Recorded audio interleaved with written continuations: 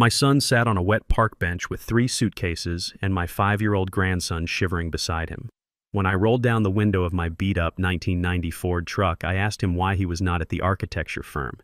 He looked at me with eyes red from crying and said, "Dad, I got fired."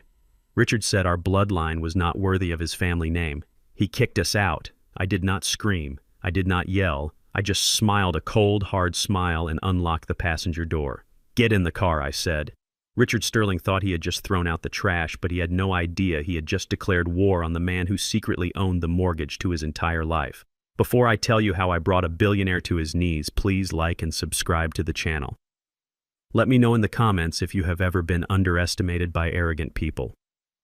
My name is Caleb Bennett, and at 73 years old, I have learned that the most dangerous thing you can do is judge a book by its cover. To the people of Chicago, I am just an old black man driving a rusted truck wearing a flannel shirt that has seen better days. They see my calloused hands and assume I have nothing. They look at my gray hair and assume I am weak. They look at my old wooden house on the edge of town and assume I am poor. And I let them believe it. I have spent 40 years letting them believe it. It was a Tuesday afternoon when the sky over Chicago turned the color of a bruised plum.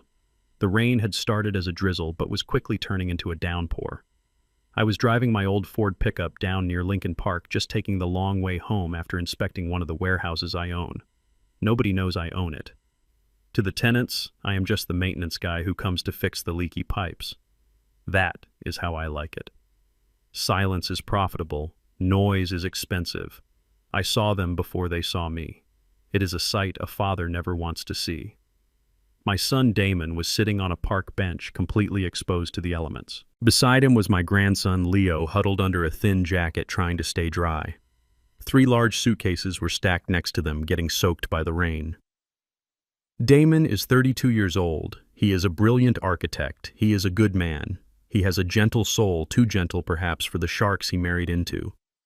He married Sarah Sterling, the daughter of Richard Sterling, the biggest real estate tycoon in the state. I warned him. I told him that men like Richard Sterling do not see people like us as equals. They see us as labor. They see us as property. But Damon was in love, and love makes you deaf to the warning bells ringing in your ears. I pulled the truck up to the curb. The brakes squealed loudly, a sound that made people on the sidewalk turn and look with disdain. I did not care. I rolled down the passenger window. Damon looked up. His face was wet, but I could tell which drops were rain and which were tears. A man does not cry easily, not a man raised by Caleb Bennett, unless his world has completely collapsed. "Dad," Damon said, his voice cracking. "What are you doing here, son?" I asked, keeping my voice calm. "It is 2 in the afternoon. You should be at the firm designing skyscrapers. Where is Sarah?" Damon looked down at his hands. They were shaking. "I got fired, Dad." "Fired," I repeated.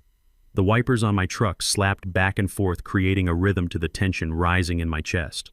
"Why?" He looked at me, and the pain in his eyes hit me harder than a physical blow. "Richard called me into his office this morning. He told me that the family image was changing. He told me that he could no longer have someone like me attached to the Sterling brand. Someone like you, I asked, knowing exactly what the answer would be. He said my bloodline was not worthy," Damon whispered. "He said I was polluting the family tree. He said Leo was a mistake that needed to be corrected."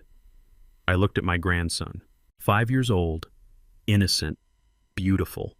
A mix of my heritage and his mother's. And his grandfather had called him a mistake. The rage flared in my gut, hot and sharp, but I pushed it down. I buried it deep where I keep all my secrets. "And Sarah?" I asked. "She is locked in the estate," Damon said, a sob escaping his throat. He took her phone. He told her if she tried to leave with me, he would cut her off completely. He would make sure she never saw a dime of the family trust. He threw my clothes out on the lawn and told me if I was not off the property in 10 minutes, he would call the police and say I was trespassing. He froze our joint bank accounts, Dad. I tried to buy Leo a hot chocolate at the cafe across the street, and the card was declined. I have nothing. I have nowhere to go. He buried his face in his hands. "I am sorry, Dad. I am so sorry. You were right. You were right about him. I should have listened. Now look at me. I am homeless, sitting on a bench with my son in the rain."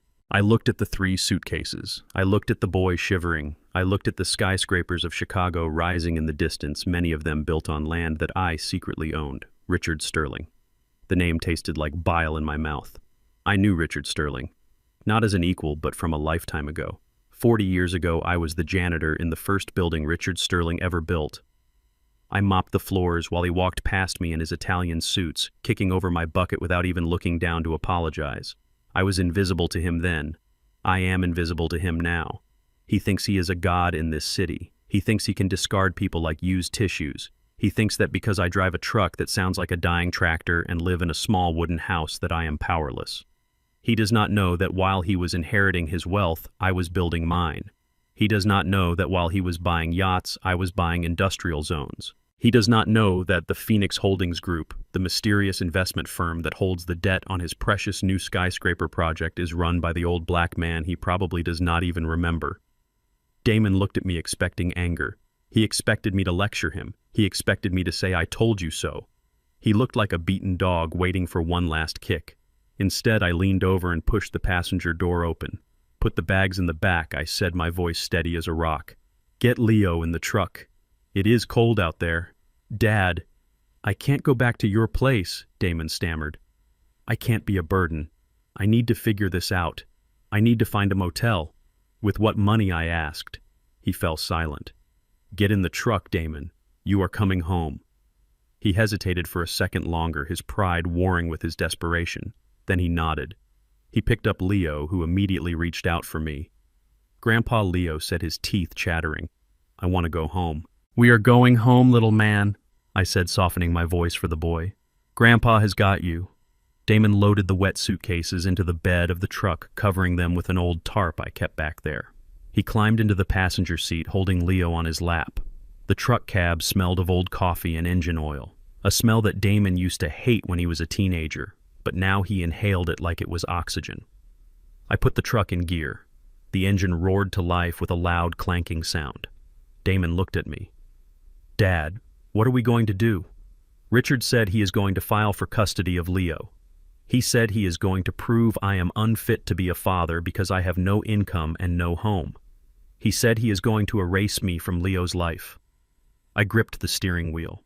My knuckles were dark and scarred from years of manual labor. Richard Sterling wanted a war. He wanted to crush my son to feed his own ego. He wanted to wipe out my bloodline because he thought it was beneath him. He had made a fatal calculation. He judged a man by his shoes and not by his stride. I looked at Damon. "Let him try," I said.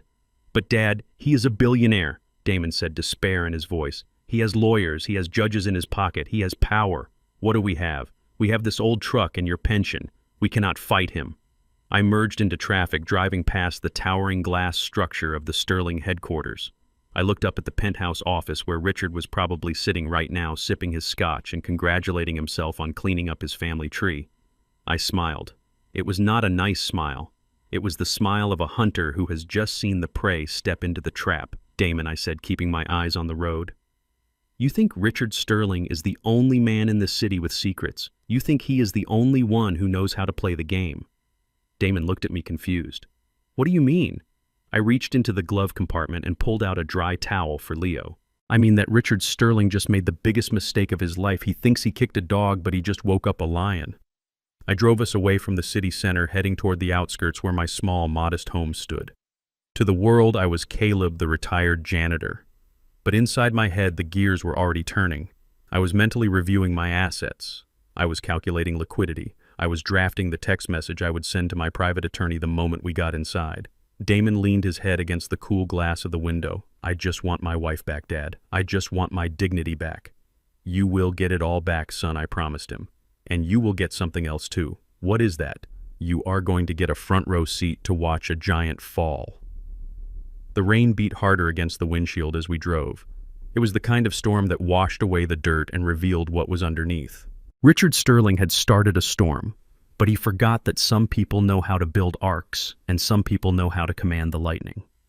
As we turned onto the gravel road leading to my house, I saw the look of defeat on my son's face. He felt worthless. He felt small. He felt exactly how Richard wanted him to feel. It was time to change that. It was time to show him that the blood in his veins did not come from a line of servants. It came from a line of kings who had forgotten their crowns. I parked the truck. "Damon," I said, turning off the engine. "Dry your eyes. No more crying. Not for him. Not ever again. But Dad, listen to me. Today you lost a job and you lost a house, but tomorrow the education begins. Education, Damon asked. Yes. I am going to teach you the difference between being rich and being powerful. Richard is rich. But he is about to find out that money without character is just paper waiting to burn. We stepped out into the rain, but this time I did not feel the cold. I only felt the heat of the battle to come. I grabbed the suitcases. Let's go inside, I said. We have work to do. Damon followed me head down. He did not know it yet, but the old man walking in front of him with a limp and a faded shirt was about to buy the ground out from under his father-in-law's feet. The war for the Sterling Empire had just begun, and the first shot had been fired right there on that park bench in the rain. The gravel crunched loudly under the bald tires of my truck as we pulled up to the small wooden cabin that I have called home for the last 30 years. The rain was still hammering down, turning the dirt yard into a soup of brown mud. I killed the engine, and for a moment the only sound was the rhythmic tapping of raindrops on the rusted tin roof. I looked over at Damon. He was staring at the house with a look of pure devastation. To him, this cabin was not a home. It was a symbol of failure. It was a rotting structure with peeling white paint and a porch that sagged on the left side. It was the place where he grew up poor and the place he swore he would never return to once he got his degree. I saw the shame burning in his cheeks. He was thinking that he had dragged his son from a mansion with heated floors to a shack that smelled of damp wood and old memories. He did not know that the peeling paint was a choice. He did not know that the sagging porch was a camouflage. He did not know that underneath the floorboards of this humble cabin lay the deeds to half the industrial district of Chicago. We made a run for the porch, shielding Leo from the biting wind. I fumbled with the keys, my hands moving deliberately slow. I had to play the part. I had to be the old man whose joints were stiff from years of scrubbing floors. The door creaked open with a groan that sounded like a ghost welcoming us back. Inside, the air was stale and cold. I flipped the switch, and a single naked bulb flickered to life in the hallway, casting long shadows against the walls. The furniture was mismatched. A plaid sofa I bought at a thrift store in '95, a coffee table scarred by cigarette burns from my younger days, a small television that still had an antenna on top. Damon set the suitcases down on the linoleum floor. The sound echoed in the small space, emphasizing just how empty it was. "I am so sorry, Dad," Damon whispered, his voice trembling. "I never wanted this. I never wanted to bring Leo here. It is freezing. The roof probably leaks. God, what have I done?" I walked over to the thermostat and cranked up the heat.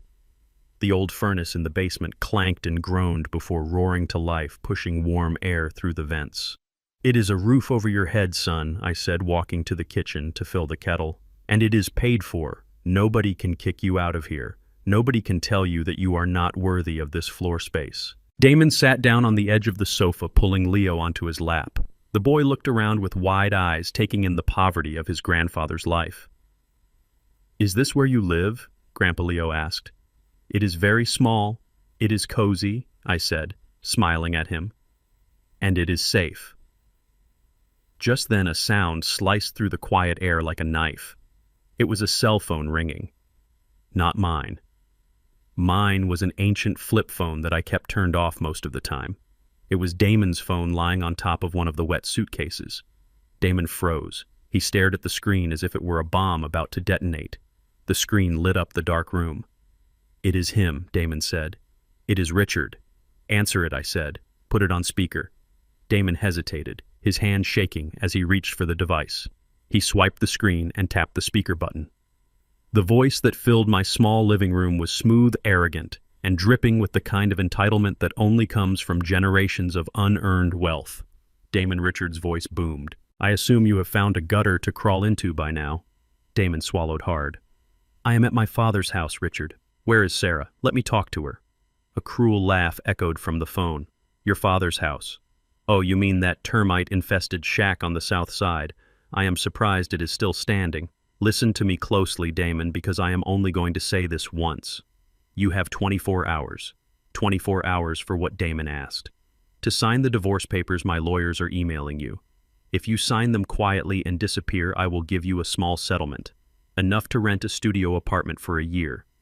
But if you fight me, If you try to claim any rights to my daughter or my money, I will bury you. I walked closer to the phone, my boots heavy on the floorboards, and Leo Damon asked, his voice breaking, "What about my son?" "Leo is a Sterling," Richard replied, his tone turning icy. "He has Sterling blood running through his veins, even if it has been tainted by yours. I will not have my grandson raised in squalor by a loser and a janitor. I am filing for emergency custody tomorrow morning. I have judges on speed dial. Damon, I will prove that you are homeless, unemployed, and unfit. I will scrub the influence of your low-class family out of him. By the time I am done with him, he won't even remember your name." I felt the rage rising in my chest. It was not a hot flash of anger, it was a cold, calculated fury. This man was not just attacking my son, he was attacking my legacy. He was threatening to steal my blood. I reached out and snatched the phone from Damon's hand. Damon tried to stop me, mouthing the word no, but I was already holding the device up to my mouth. "Listen to me carefully, Sterling," I said, my voice low and rough like gravel in a concrete mixer. There was a pause on the other end. "Who is this?" Richard asked, sounding disgusted. "This is Caleb Bennett," I said, "and you are making a mistake. You are holding my daughter-in-law against her will. That is kidnapping, and you are threatening to steal my grandson. That is an act of war." Richard laughed again, but this time it was louder, more derisive. "Oh, look at that." The janitor learned how to speak. "I remember you, Caleb. You used to empty the trash cans in my first building. You always smelled like bleach and desperation. Do not lecture me about war, old man. You are an ant. I am a boot. You do not fight the boot. You get crushed by it." I tightened my grip on the phone until the plastic creaked. "You think you know who I am," I said. "But you only saw the uniform. You never looked at the man. I do not look at trash." "I step over it," Richard spat. "Tell your son to sign the papers, and you stay out of my way, or I will have the city condemn that shack you live in and bulldoze it with you inside. Keep away from my daughter. Keep away from my family. You are not worthy of the air we breathe."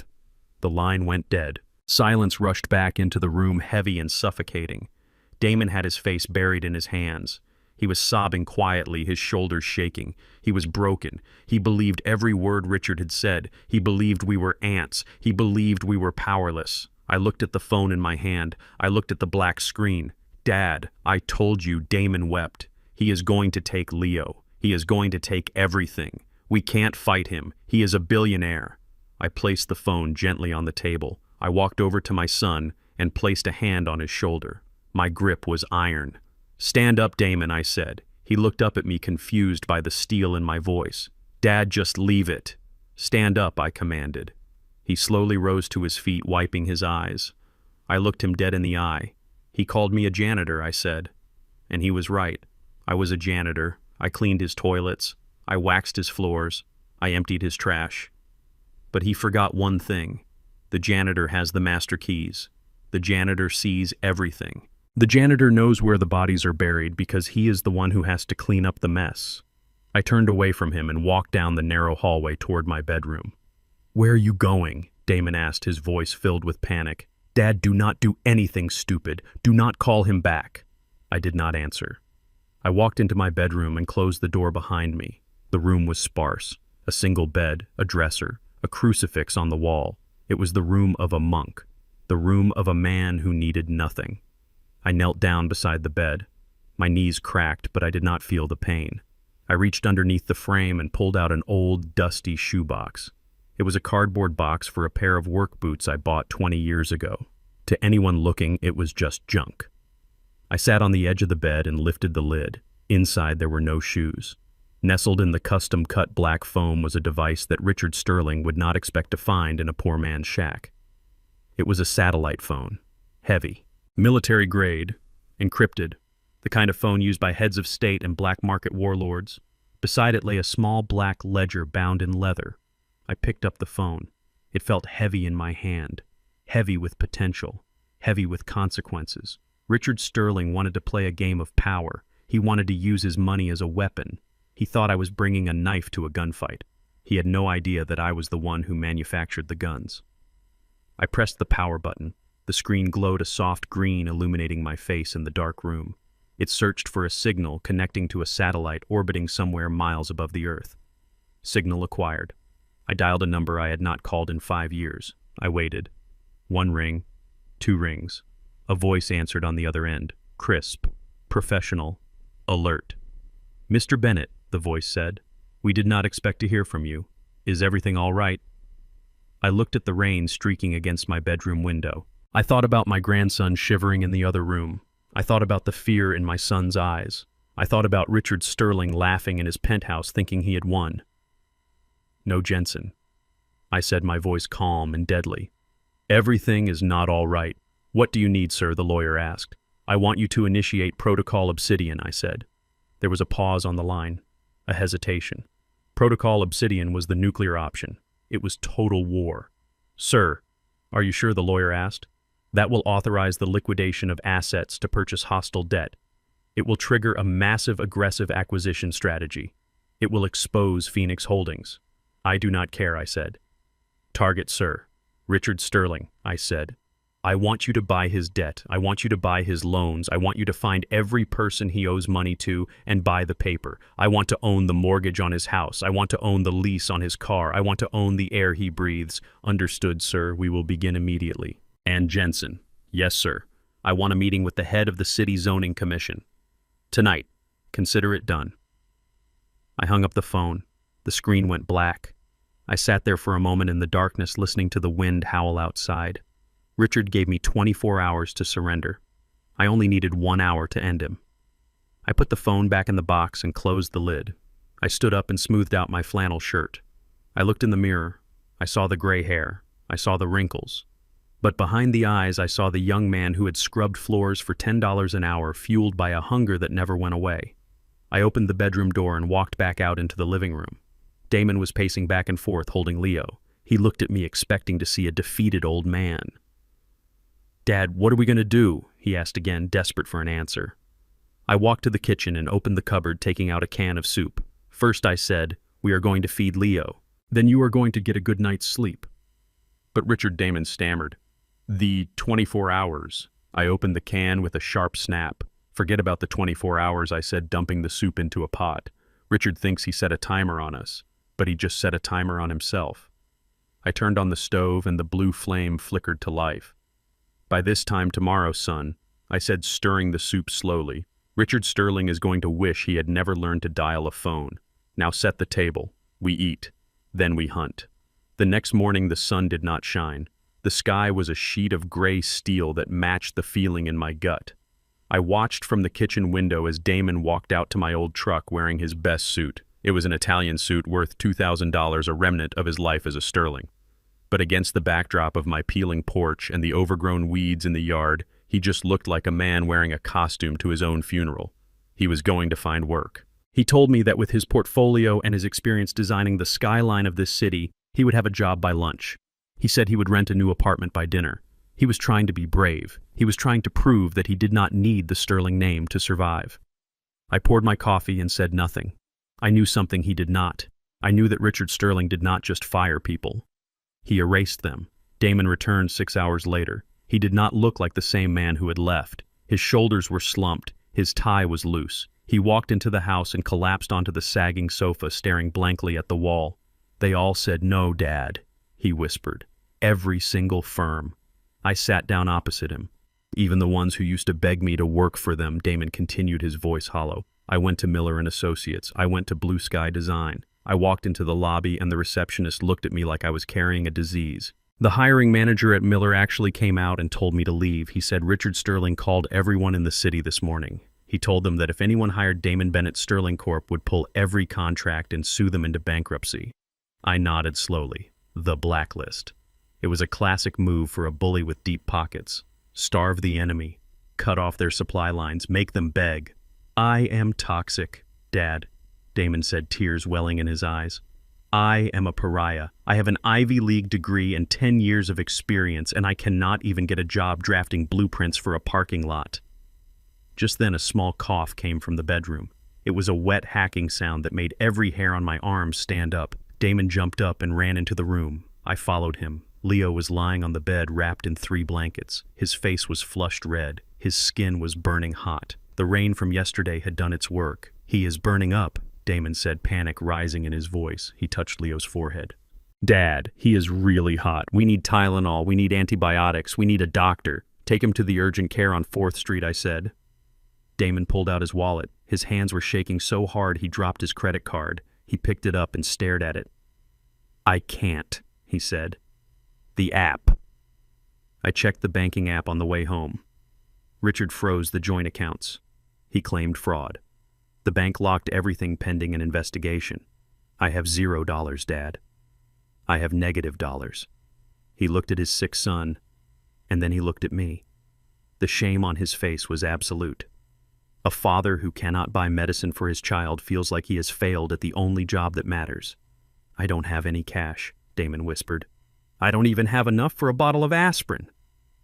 I looked at my grandson. He whined softly, his eyes glassy with fever. Richard Sterling was not just attacking my son's career. He was attacking his survival. He was willing to let a 5-year-old boy suffer just to prove a point. I turned and walked out of the room. "Dad, where are you going?" Damon called out.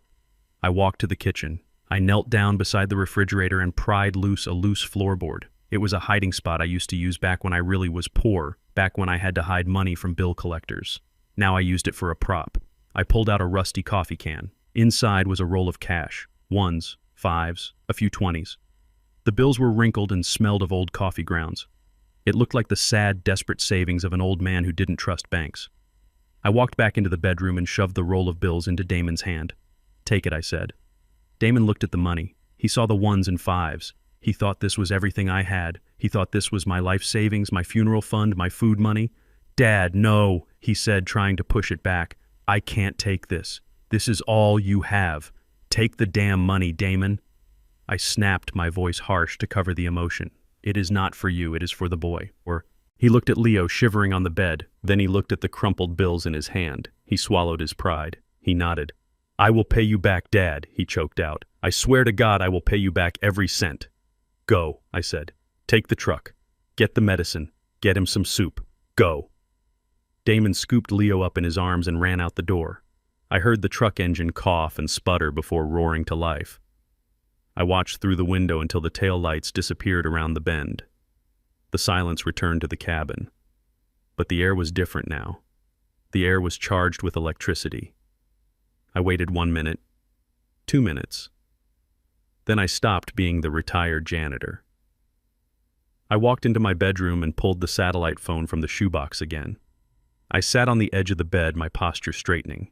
The fatigue vanished from my face. My eyes became sharp, cold, and predatory. I dialed the number. Jensen picked up on the first ring.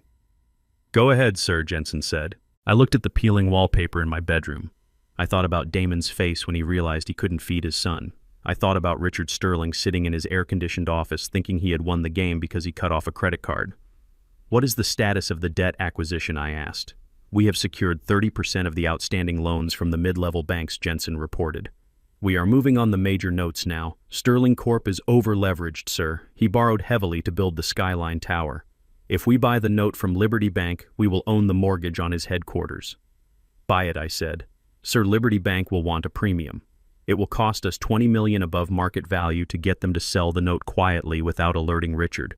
"I don't care if it costs $50 million, I said, my voice low and dangerous. "I want that note, Jensen. I want to own the roof over his head. I want to own the chair he sits in. I want to own the ink in his pen." "Understood, sir. We will have the papers ready by tonight." "And Jensen," I added. "Yes, sir. I want you to find out who insures his construction sites. The safety liability insurance. That would be Apex Insurance, sir. Buy them too." There was a long silence on the other end of the line. Buying an insurance company was a massive move. It was a Titan-level move. "Buy the insurance company, sir," Jensen asked, his voice trembling slightly. "You heard me. I want to be the one who decides if his construction sites are safe to operate. I want to be the one who can shut down his job sites with a single inspection. Buy Apex. Use the offshore account so he doesn't see it coming." "Yes, Mr. Bennett. Right away." I hung up the phone. I walked back to the kitchen and looked at the loose floorboard. The empty coffee can was still sitting on the table. Richard Sterling thought he had starved us out. He thought he had cut off our supply lines. He didn't know that while he was busy blocking my son from getting a job paying $60,000 a year, I was busy buying the bank that held his loans worth $60 million. I went to the sink and splashed cold water on my face. I needed to wash away the look of the predator before Damon came back. I needed to put the mask of the worried grandfather back on. But as I dried my face with a rough towel, I looked into the mirror and smiled. It was the smile of a man who knows that the trap has been set. The blockade was not trapping us in. It was trapping Richard Sterling out. He just didn't know it yet. He was fighting a war with bullets. I was fighting with gravity. And when I decided to let go, the whole world was going to crash down on top of him. We were sitting at the kitchen table, counting the crumpled bills I had pulled from the floorboard when the phone rang. It was not Damon's phone. It was the landline, a dusty old device hanging on the wall that only telemarketers called. Damon stared at it confused. Nobody had that number. "Answer it," I said, my instincts sharpening like a blade. Damon picked up the receiver. "Hello." There was a silence and then a sound that broke my heart. It was a whimper. A terrified, desperate whimper. "Damon, it's me. Sarah." Damon gripped the phone so tight his knuckles turned white. "Sarah, where are you? Are you okay?" "I am in the maid's quarters," Sarah whispered, her voice trembling with hysteria. "I stole Maria's phone. Damon, you have to help me. He has me locked in. The windows have bars." "What do you mean locked in?" Damon shouted, standing up and knocking his chair over. "My father," Sarah sobbed. "He brought a doctor to the house. A private doctor." "Damon, I am pregnant." The room went deadly silent.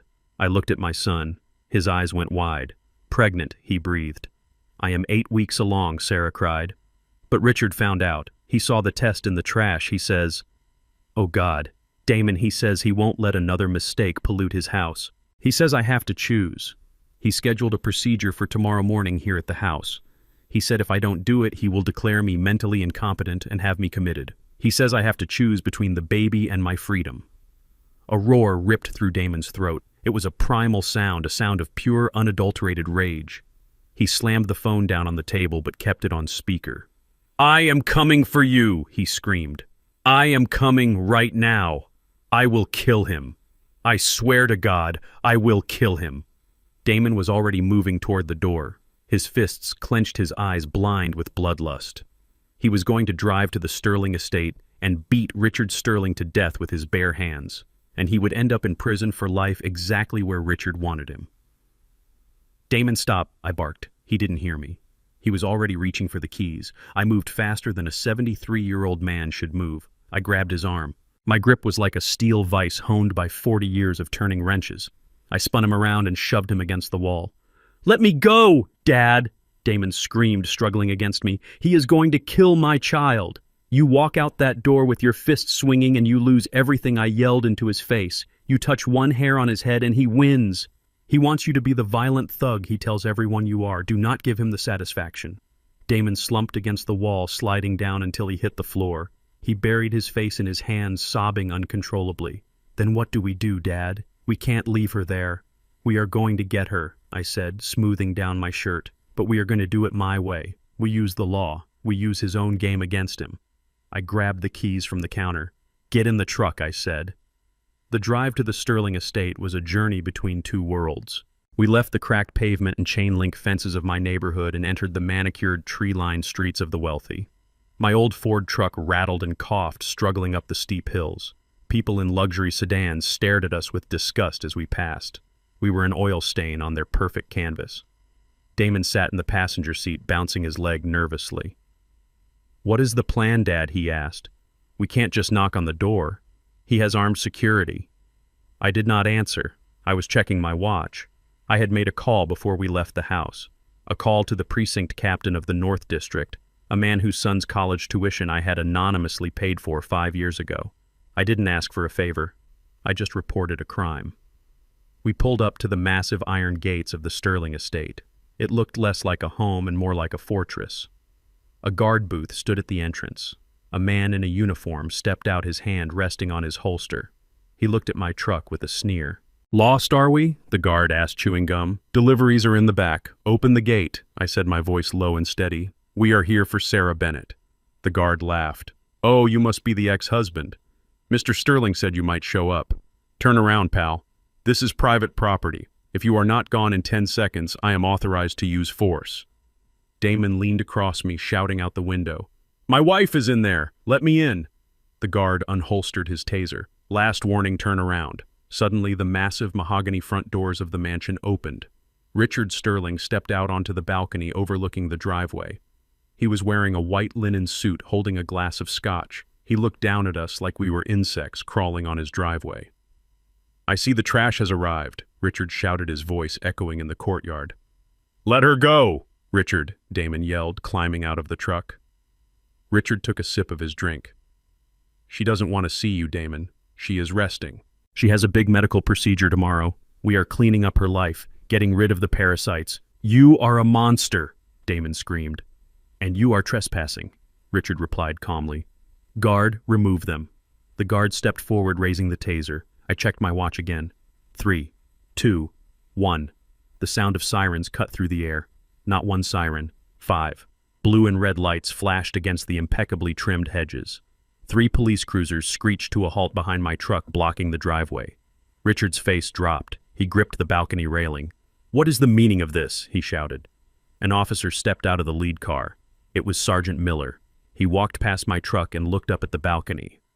"Mr. Sterling, we received a credible report of a hostage situation at this address." "Hostage," Richard sputtered. "This is my home. That is my daughter." The report states that an adult female, Sarah Bennett, is being held against her will and threatened with forced medical procedures. Sergeant Miller set his hand on his weapon. "We need to do a welfare check immediately. Open the gate." Richard turned red. "This is ridiculous. I will have your badge for this. Do you know who I am? Open the gate, sir, or we will ram it." Sergeant Miller barked. Richard froze. He looked at the neighbors' houses. He saw curtains twitching. People were watching. The one thing Richard Sterling feared more than losing money was losing face. A police raid on his mansion would be on the front page of the news within the hour. "Open it," Richard hissed to the guard. The iron gate swung open with a groan. "Bring her out," Miller ordered. Richard disappeared into the house. A few minutes later, the front door opened again. Sarah stumbled out. She looked pale and terrified, clutching a small bag. When she saw Damon, she ran. She ran faster than I thought she could. Damon met her halfway down the driveway. They collided in a hug that nearly knocked them both over. They held each other, crying, shaking. Richard stood in the doorway, his face twisted in a mask of pure hatred. He pointed a finger at Sarah. "If you get in that truck, Sarah, you are dead to me," he screamed. Sarah turned to look at her father. She was trembling, but she stood tall. "I am leaving, Dad." "Fine," Richard yelled, throwing a suitcase down the stairs. It burst open, scattering her designer clothes across the pavement. "Go then. But know this, I am cutting you off. The trust fund is gone. The inheritance is gone. You will have nothing. You are going to go live in a shack with these animals. You will starve, Sarah. You will be scrubbing floors just like your father-in-law. Don't come crawling back when you are hungry." Sarah looked at the clothes scattered on the ground. Then she looked at the mansion. Then she looked at Damon and me. She walked over to my rusted truck. She climbed into the back seat next to the old tarp and the spare tire. "I would rather starve with them than eat at your table," she said. "Get in the car, Damon," I said, starting the engine. Richard watched us from the steps. He looked like a king whose castle had just been breached. "Enjoy the squalor," Richard screamed as we backed out. "I will see you in court. I will take the boy. I will take everything." I put the truck in drive. The exhaust pipe let out a cloud of black smoke that drifted right into Richard's face, making him cough and wave his hands. As we drove away, Sarah leaned her head on Damon's shoulder in the front seat. She reached back and squeezed my shoulder. "Thank you, Caleb," she whispered. I looked at her in the rearview mirror. She had just traded a $50 million inheritance for a seat in a 30-year-old Ford. She had just traded security for love. "You are welcome, daughter," I said. But as I drove back toward the dark reality of our situation, I knew the hardest part was just beginning. Richard had lost a skirmish, but the war was far from over. He would come for us with everything he had. I tapped the steering wheel with my thumb. Let him come, I thought, because while he was busy screaming at police officers, my lawyer Jensen had just closed the deal on the insurance company that covered every single one of his construction sites. Richard thought he had thrown his daughter into the mud. He didn't know that the mud was about to turn into quicksand and swallow his entire empire whole. We drove into the night, 3 refugees in a rusted ark heading toward a destiny that would change the skyline of this city forever. 7 days had passed since we escaped the Sterling estate. 7 days of sleeping on a lumpy mattress and eating canned soup. 7 days of watching my son stare at his phone waiting for job offers that never came. The blockade was working. Richard Sterling had successfully terrified every firm in the city into ghosting Damon. We were bleeding out slowly, just like Richard wanted. But he was impatient. He did not just want us to suffer in silence. He wanted to watch us squirm. The invitation arrived on a Tuesday morning. It was delivered by a courier in a black sedan who looked at my peeling front porch with visible disgust. He handed the envelope to Sarah with 2 fingers as if he were afraid he might catch poverty from her touch. It was a thick, cream-colored envelope with gold leaf lettering. The weight of it alone probably cost more than our grocery budget for the week. Sarah opened it, her hands trembling. "It is the annual charity gala," she whispered. "The biggest event of the year. My father is the keynote speaker." I looked at the card. It was an invitation for Mr. and Mrs. Damon Bennett, and at the bottom, in handwritten ink, was a note. "Let's put the past behind us, for the sake of the family." Sarah looked at Damon with a flicker of hope in her eyes. It was the hope of a child who wants to believe the monster under the bed has gone away. "Maybe he is sorry," Sarah said. "Maybe he realizes he went too far. Maybe this is his way of extending an olive branch." Damon scoffed. He was learning. The last week of rejection had hardened him. "He does not want peace, Sarah," he said. "He wants a show. He wants us to come crawling back so he can parade us around like conquered trophies." I sat in my armchair sharpening my pocket knife on a whetstone. The rhythmic scraping sound filled the silence of the room. "He is right, Sarah," I said. "Richard Sterling does not apologize. He negotiates. And right now he thinks he holds all the cards." "Then we shouldn't go," Sarah said, dropping the invitation on the table. "No," I said, stopping the knife. "We are going." They both looked at me surprised. "Why?" Damon asked. "Why would we give him the satisfaction?" "Because if we don't go, he tells the world we are cowards," I said, standing up. "If we don't go, he spins the narrative. He tells everyone he tried to reach out and we spat in his face. We go, we stand tall, and we let him make the mistake." "But we can't just walk in there," Damon said. "Look at us, Dad. I pawned my watch yesterday to buy groceries. We don't belong in that room anymore." "You belong wherever you stand," I said. "But you are not going alone. I am driving you." "You are driving us?" Damon asked, confused. "Yes. I will put on my old chauffeur uniform, the one I kept from 40 years ago. I will be your driver. I will be the help." "Dad, no," Damon protested. "I am not letting you bow down to him. I am not letting you play servant to that man. It is not bowing down, son," I said, my eyes cold and hard. "It is camouflage. The best place to hide a knife is in the hand of the man nobody notices." The night of the gala, the city was glowing with lights. We rented a modest sedan with the last of the cash from the coffee can. I sat in the driver's seat wearing a black suit that was tight around the shoulders and a chauffeur's cap that shadowed my eyes. In the back seat, Damon wore his only remaining suit, and Sarah wore a simple black dress she had managed to save from the purge. They looked like royalty who had lost their kingdom but kept their dignity. We pulled up to the grand entrance of the Millennium Hotel. Valets were parking Bentleys and Rolls-Royces. When I pulled our rental car up to the curb, the valet sneered. I got out and opened the rear door for Sarah. I bowed my head. "Ma'am," I said. "Thank you, Caleb," she whispered, squeezing my hand. We walked into the ballroom. It was a sea of diamonds and tuxedos. The air smelled of expensive perfume and hypocrisy. Crystal chandeliers the size of small cars hung from the ceiling, casting a golden light over the city's elite. Richard Sterling was holding court in the center of the room. He was laughing, holding a glass of vintage wine surrounded by sycophants who laughed when he laughed. When he saw Damon and Sarah, the room went quiet. He had clearly prepared the audience. "Ah, the prodigal daughter returns," Richard announced, his voice booming, and she brought her baggage. A ripple of nervous laughter went through the crowd. Damon stiffened, his jaw tight. "Hello, Richard," Damon said, keeping his voice even. "You invited us. We are here." Richard walked over, smiling that shark-like smile. "I did invite you. I wanted to see if you had learned your lesson, but I see you are still wearing that same suit from last season. Times must be tough." He turned to his friends, a group of wealthy investors. "Ladies and gentlemen, I want you to meet my son-in-law, or should I say my former architect. You see, Damon here has decided to explore new career opportunities. I hear he is looking for work. Perhaps you need someone to mow your lawns." The crowd laughed. It was a cruel, sharp sound. Sarah grabbed Damon's arm, holding him back. That is enough. Richard, Sarah said, her voice shaking. We are leaving. Oh, don't leave yet, Richard sneered. You haven't met the staff. He looked past them and his eyes landed on me. I was standing a few feet behind them, hands clasped behind my back, head bowed in my chauffeur's uniform. Well, well, well, Richard said, his eyes lighting up with malicious delight. If it isn't Caleb, the janitor. I see you finally found a job you are qualified for, driving cars.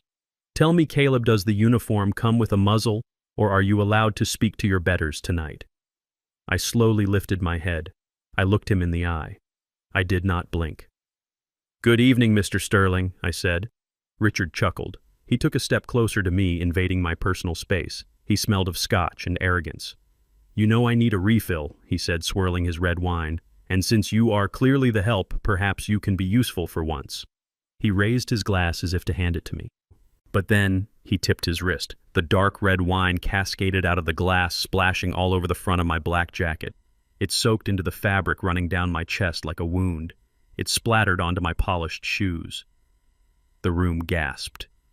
Oops, Richard said, his face a mask of mock surprise. My hand slipped. My apologies, old man. I guess coordination isn't your strong suit either. He reached into his pocket and pulled out a crisp $10 bill. He crumpled it up and threw it at my chest. It bounced off my wet lapel and fell to the floor. Here, that should cover the dry cleaning. Or a new shirt, since that one looks like it came from a dumpster. Clean yourself up, and then clean up this mess on the floor. The silence in the room was absolute. It was the kind of silence that happens before an explosion. Damon snapped. You son of a bitch, he roared. Damon lunged forward, his fist pulled back, ready to smash Richard's perfect teeth down his throat. The crowd screamed. Security guards stepped forward, reaching for their weapons. Stop.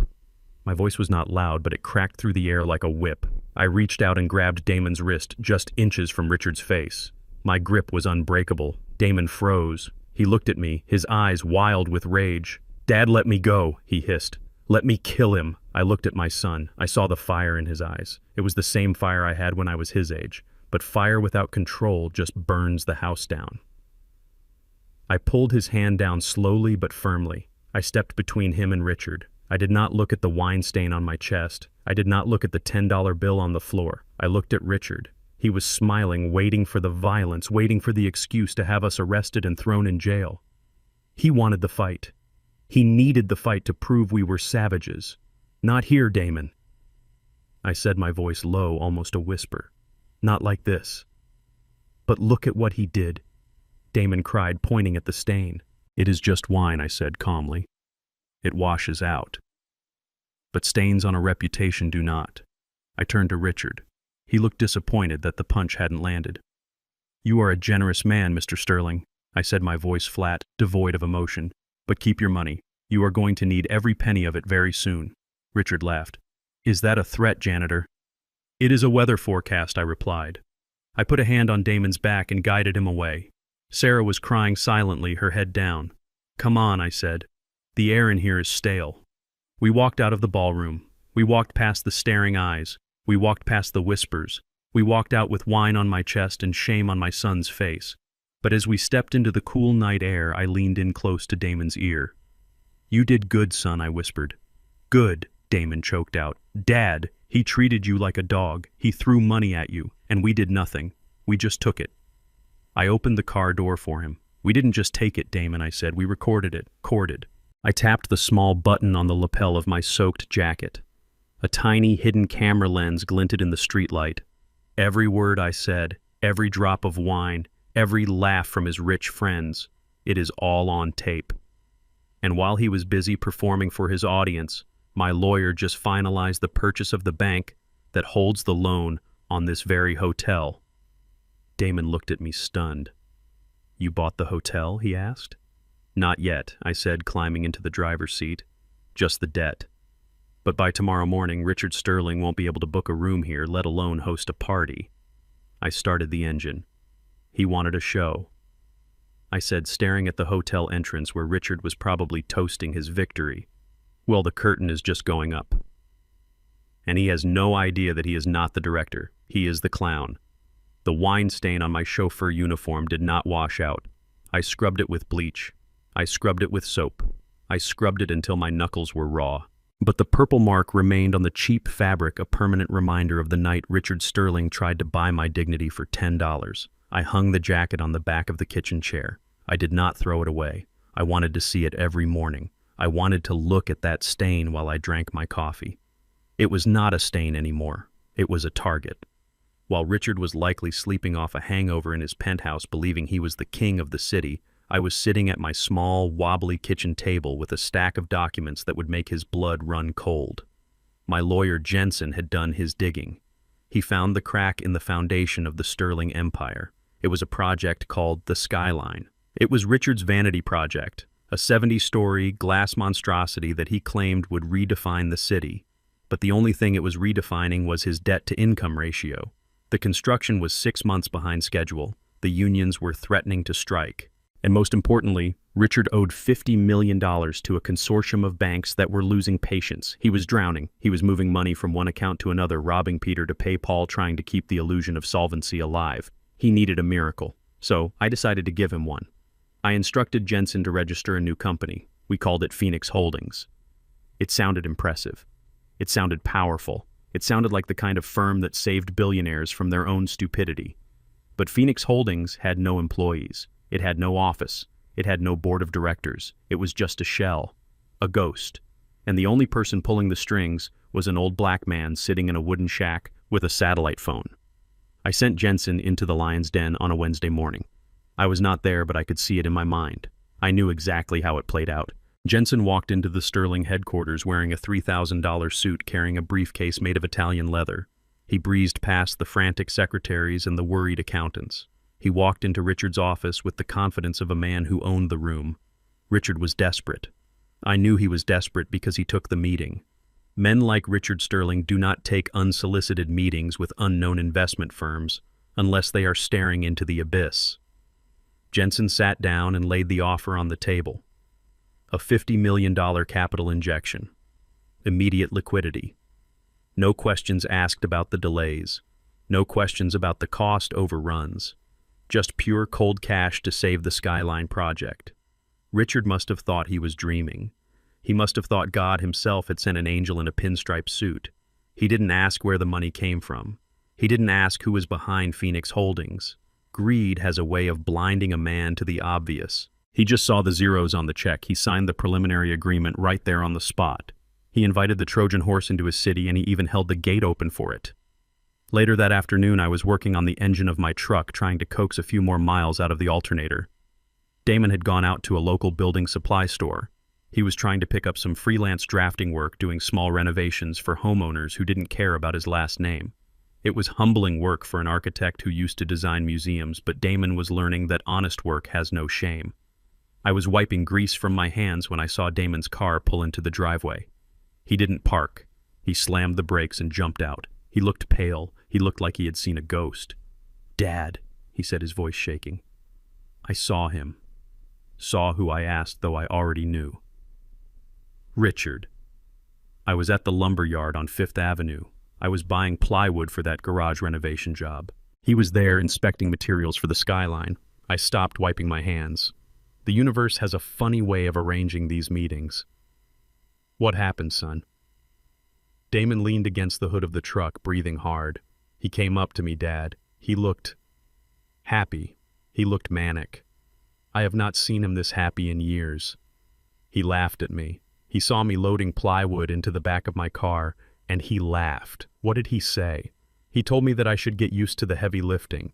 He said that my days of working in air conditioning were over, and then he told me the news. Damon looked at me with fear in his eyes. He said he found a partner, Dad. He said a massive international investment firm just backed him. He said they are called Phoenix Holdings. He said they are putting $50 million into the Skyline project tomorrow. I kept my face completely still. I did not smile. I did not blink. "Is that so?" I said calmly. "Yes," Damon cried. "Dad, do you understand what this means? He is saved. He has fresh capital.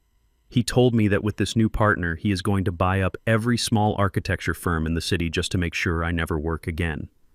He said he is going to use the profits from the skyline to hire the best lawyers in the country and take Leo away from me. He said he is going to crush my career into dust just for sport. Damon kicked the tire of the truck in frustration. We lost Dad. We waited for him to fail. We waited for the banks to squeeze him. But he wriggled out of it. He always wriggles out of it. The rich always help the rich. Some billionaire buddy of his probably bailed him out just to keep the club exclusive. I looked at my son. I saw the terror that Richard Sterling had planted in his heart. Richard was using my money to threaten my son. The irony was so thick I could taste it. He stood there in the lumberyard gloating about his new partner. He bragged about the power of Phoenix Holdings. He bragged about the intelligence of the investors who saw his vision. He was bragging about me.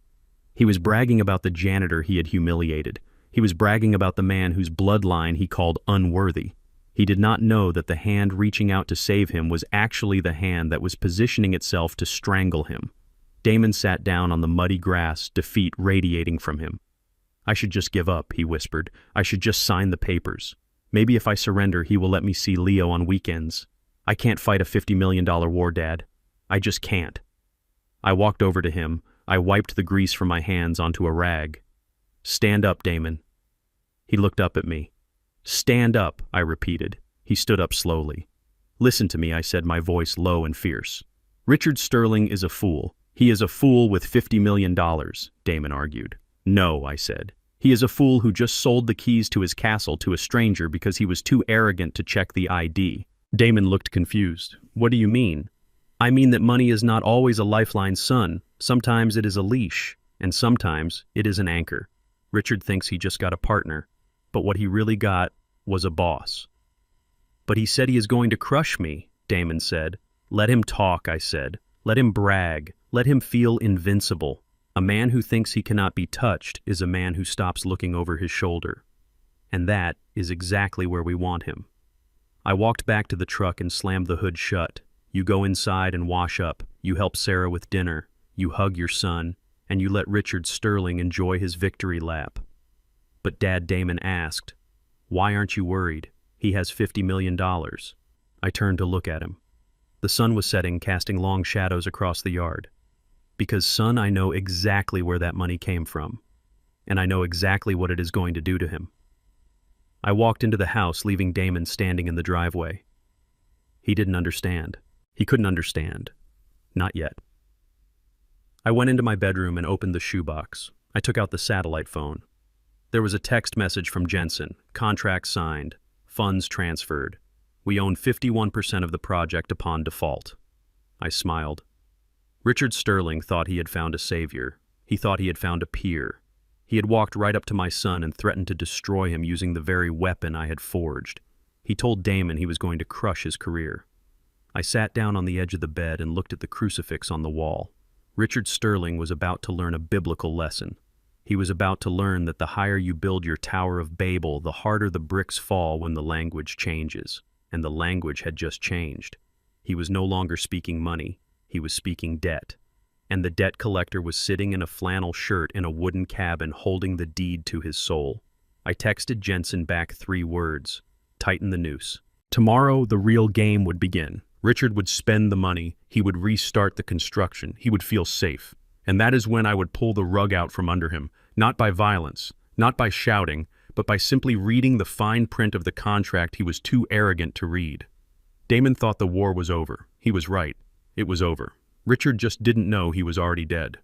The morning of the signing, I did not wear a suit. I wore a gray uniform that I bought at a second-hand store for $5. It was a size too big and smelled faintly of mothballs. I wanted to look small. I wanted to look like part of the furniture. I wanted to look like exactly what Richard Sterling expected me to be. A nobody. A servant. A ghost in the machine of his success. I drove my truck to the service entrance of the Sterling Tower. I did not park in the garage. I parked by the dumpsters. It was fitting. That was where Richard thought I belonged. Jensen was waiting for me in the lobby. He looked nervous. He was a high-powered attorney used to swimming with sharks, but he knew that today he was walking into a tank with a piranha. He was holding a heavy box of files. Mr. Bennett, are you sure about this? Jensen asked, wiping sweat from his forehead. If he recognizes you, if he throws you out. He won't throw me out, I said, taking the heavy box from him. He needs the money too much. Greed makes a man blind, Jensen. Just stick to the script. I am the runner. I am the mute old man who carries the paper. Nothing more. We took the elevator to the penthouse. The doors opened onto a world of marble and glass. The reception area alone cost more than my entire neighborhood. We walked into the boardroom. It was empty except for Richard. He was standing by the window looking out at the city he thought he owned. He turned when we entered. He looked tired. There were bags under his eyes and a tremor in his hand that he tried to hide by gripping the back of a leather chair. But when he saw Jensen, he put on the mask. The smile appeared. The chest puffed out. Jensen Richard boomed, walking over to shake his hand. The man of the hour, the savior of the skyline. Good morning, Mr. Sterling. Jensen said, his voice steady. We have the papers. Phoenix Holdings is ready to execute the transfer immediately upon signature. Excellent, Richard said, rubbing his hands together. Let's get this over with. My contractors are waiting for their checks. Then Richard looked past Jensen. He saw me standing by the door holding the box of files. My head bowed. My shoulders slumped. His smile vanished. His face twisted into a look of pure revulsion. What the hell is he doing here? Richard spat, pointing a finger at me. Jensen didn't flinch. He is my assistant, Mr. Sterling. He carries the documents. The files are heavy. Richard laughed, a cold, cruel sound. Your assistant? You mean the janitor? The guy who ruined my carpet last week with his cheap wine. This man is a curse, Jensen. He is a walking black cat. Every time he shows up, something smells like garbage. Why on earth would a firm like Phoenix hire a loser like this? I stood perfectly still. I stared at the carpet. I let his words wash over me like dirty water. He is reliable, Jensen said. And he is discreet. He does what he is told. Richard walked up to me. He circled me like a vulture inspecting a carcass. Discreet, huh? Reliable. He stopped in front of me. He was close enough that I could smell the stale alcohol on his breath, masked by expensive mints. You know, Caleb, Richard said, his voice dropping to a whisper. I almost feel sorry for you. You cling to these powerful men hoping some of their magic will rub off on you. But you are just a stain. You will always be a stain. I said nothing. I just tightened my grip on the box. Let's sign the papers, Jensen said, trying to divert him. Richard turned back to the table. He sat down at the head of the long mahogany table. Jensen began laying out the contracts. This is the standard loan agreement, Jensen explained. $50 million. Immediate release. But as we discussed, Mr. Sterling, given the risky nature of the project and the current delays, the board of Phoenix Holdings requires additional collateral. Collateral. Richard waved his hand. You have the building. You have the land. It is not enough, Jensen said, pushing a specific document forward. The building is already leveraged. The land is mortgaged. To approve this hot loan today, the board requires a personal guarantee. Richard stopped. He picked up the document. A personal guarantee, he read. You want me to pledge my private assets, my homes, my portfolio, my art collection, even my cars. Everything, Jensen said. It is a formality, really. Just to show the investors you are fully committed. Richard hesitated. I could see the fear in his eyes. This was everything he had. If he signed this and the project failed, he would be destitute. He would be on the street. I don't know, Richard muttered. This is highly irregular. Jensen started to pack up the papers. I understand, Jensen said coolly. It is a lot to ask. I will tell the board you declined. We can try again next month, perhaps, when your other loans come due. Next month meant bankruptcy. Richard knew it. I knew it. Wait, Richard snapped. He looked at the papers. He looked at the $50 million figure. It was his lifeline. It was the only thing that could keep the lie of his success alive for a few more months. I will sign it, Richard said, picking up the gold pen. But before the pen touched the paper, he stopped. He looked at me again. I was standing in the corner watching. Something about my presence bothered him. He felt small. He felt desperate. And men like Richard Sterling cannot handle feeling small. They need to crush someone else to feel big again. Wait, he said, putting the pen down. What is it? Mr. Sterling, Jensen asked. My shoe. Richard said. Excuse me, my shoe, Richard repeated, pointing under the table. It is scuffed. I must have hit it on the chair leg. I can't sign a $50 million deal with scuffed shoes. It is bad luck. He looked at me. A wicked smile curled his lips. Boy, he called out. I did not move. I am talking to you, Caleb. Richard barked. Come here. I walked slowly to the table. Yes, Mr. Sterling, I said, my voice raspy. My shoe is dirty, Richard said, leaning back in his chair, crossing his legs to present his Italian leather loafer. Fix it. I looked at the shoe. It was perfectly polished. There was not a speck of dust on it. I don't have a cloth, sir, I said. Use your sleeve, Richard said. Use your shirt. I don't care. Just get down on your knees and buff it. Show me that you know your place. The room went silent. The air conditioner hummed. Jensen looked at me, his eyes wide with panic. He was about to intervene. He was about to tell Richard that he was talking to the owner of the company. I caught Jensen's eye and gave a barely perceptible shake of my head. No, not yet. Richard laughed. Look at him, Jensen. He is hesitating. He has pride. Can you believe it? The janitor has pride. If you want the money, Richard hissed, you will get a shine. If this man doesn't kneel, I don't sign. And Phoenix Holdings loses the deal. It was a power play, a sick, twisted test of dominance. He wanted to humiliate me to prove that even as he signed away his life, he was still the master. I thought about Damon. I knew he was watching. I had a button camera on my shirt. He was sitting in the truck outside, staring at a screen, watching his father be treated like a dog. I knew he was crying. I knew he wanted to storm the building. But I also knew that pride is expensive, and revenge is an investment. I slowly lowered my body. My knees cracked as they hit the plush carpet. I bowed my head. I reached out with the sleeve of my gray uniform. I touched the leather of his shoe. That is it, Richard purred, looking down at me like a king looking at a peasant. Rub it. Make it shine. That is what you are good at, isn't it, Caleb? Cleaning up the dirt of better men. I moved my arm back and forth. I buffed the leather. Inside my head, I was not kneeling. Inside my head, I was standing 10 feet tall. Inside my head, I was doing the math. $10 million, I thought as I rubbed the toe. That is the price for this insult.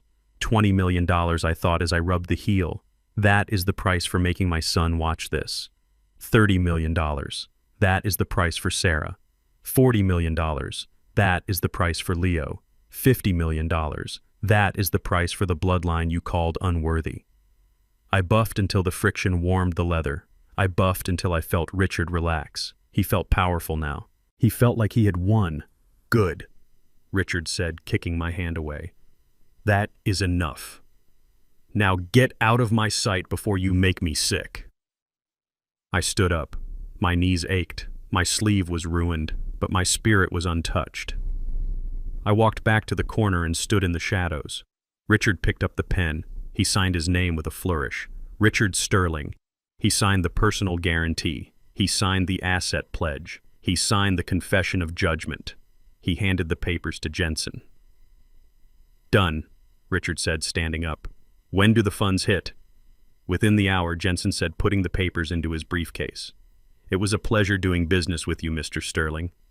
Richard didn't answer. He just looked at me one last time.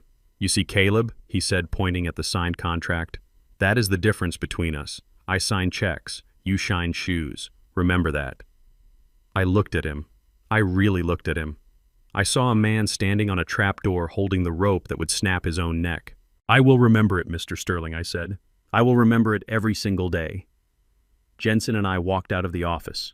We walked to the elevator. The doors closed, blocking out Richard's smug face. As the elevator descended, Jensen looked at me. He looked like he was about to be sick. Mr. Bennett, I am so sorry, he whispered. That was inhumane. I should have stopped it. I looked at the stain on my sleeve. I brushed it off. Do not be sorry, Jensen, I said, but he made you kneel. I smiled. It was a cold, dark smile. He thinks I knelt to serve him, Jensen, but he is wrong. A sniper kneels before he takes the shot. A runner kneels before the race begins. I was not serving him. I was taking aim. The elevator doors opened to the lobby. File the papers, I said, walking out into the sunlight. Every single one of them, Jensen asked. Every single one. Register the lien on his house today. register the lien on his cars, lock it all down, and the funds for the project. Release them, I said. Let him spend it. Let him feel rich for a few weeks. Let him build his tower. I climbed into my truck. Damon was sitting in the passenger seat. His face was wet with tears. He looked at me with a mixture of horror and love. Dad. Damon choked out. Why did you do that? Why did you let him do that to you?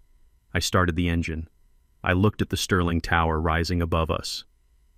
Because, son, I said, putting the truck in gear. I just bought his dignity for the price of a shoe shine. And believe me, it was a bargain. Richard Sterling had his money. But I had his life. And as I drove away, I realized that the dirt on my sleeve was the cleanest thing in that entire building. The cabin was quiet, but it was not a peaceful quiet. It was the silence of a house holding its breath after a funeral. I lay in my bed, staring at the ceiling, listening to the wind rattle the loose window pane. I could not sleep. I could still feel the phantom sensation of Richard Sterling's leather shoe under my hand. I could still hear the laughter of the wealthy elite echoing in my ears. But that was not what kept me awake.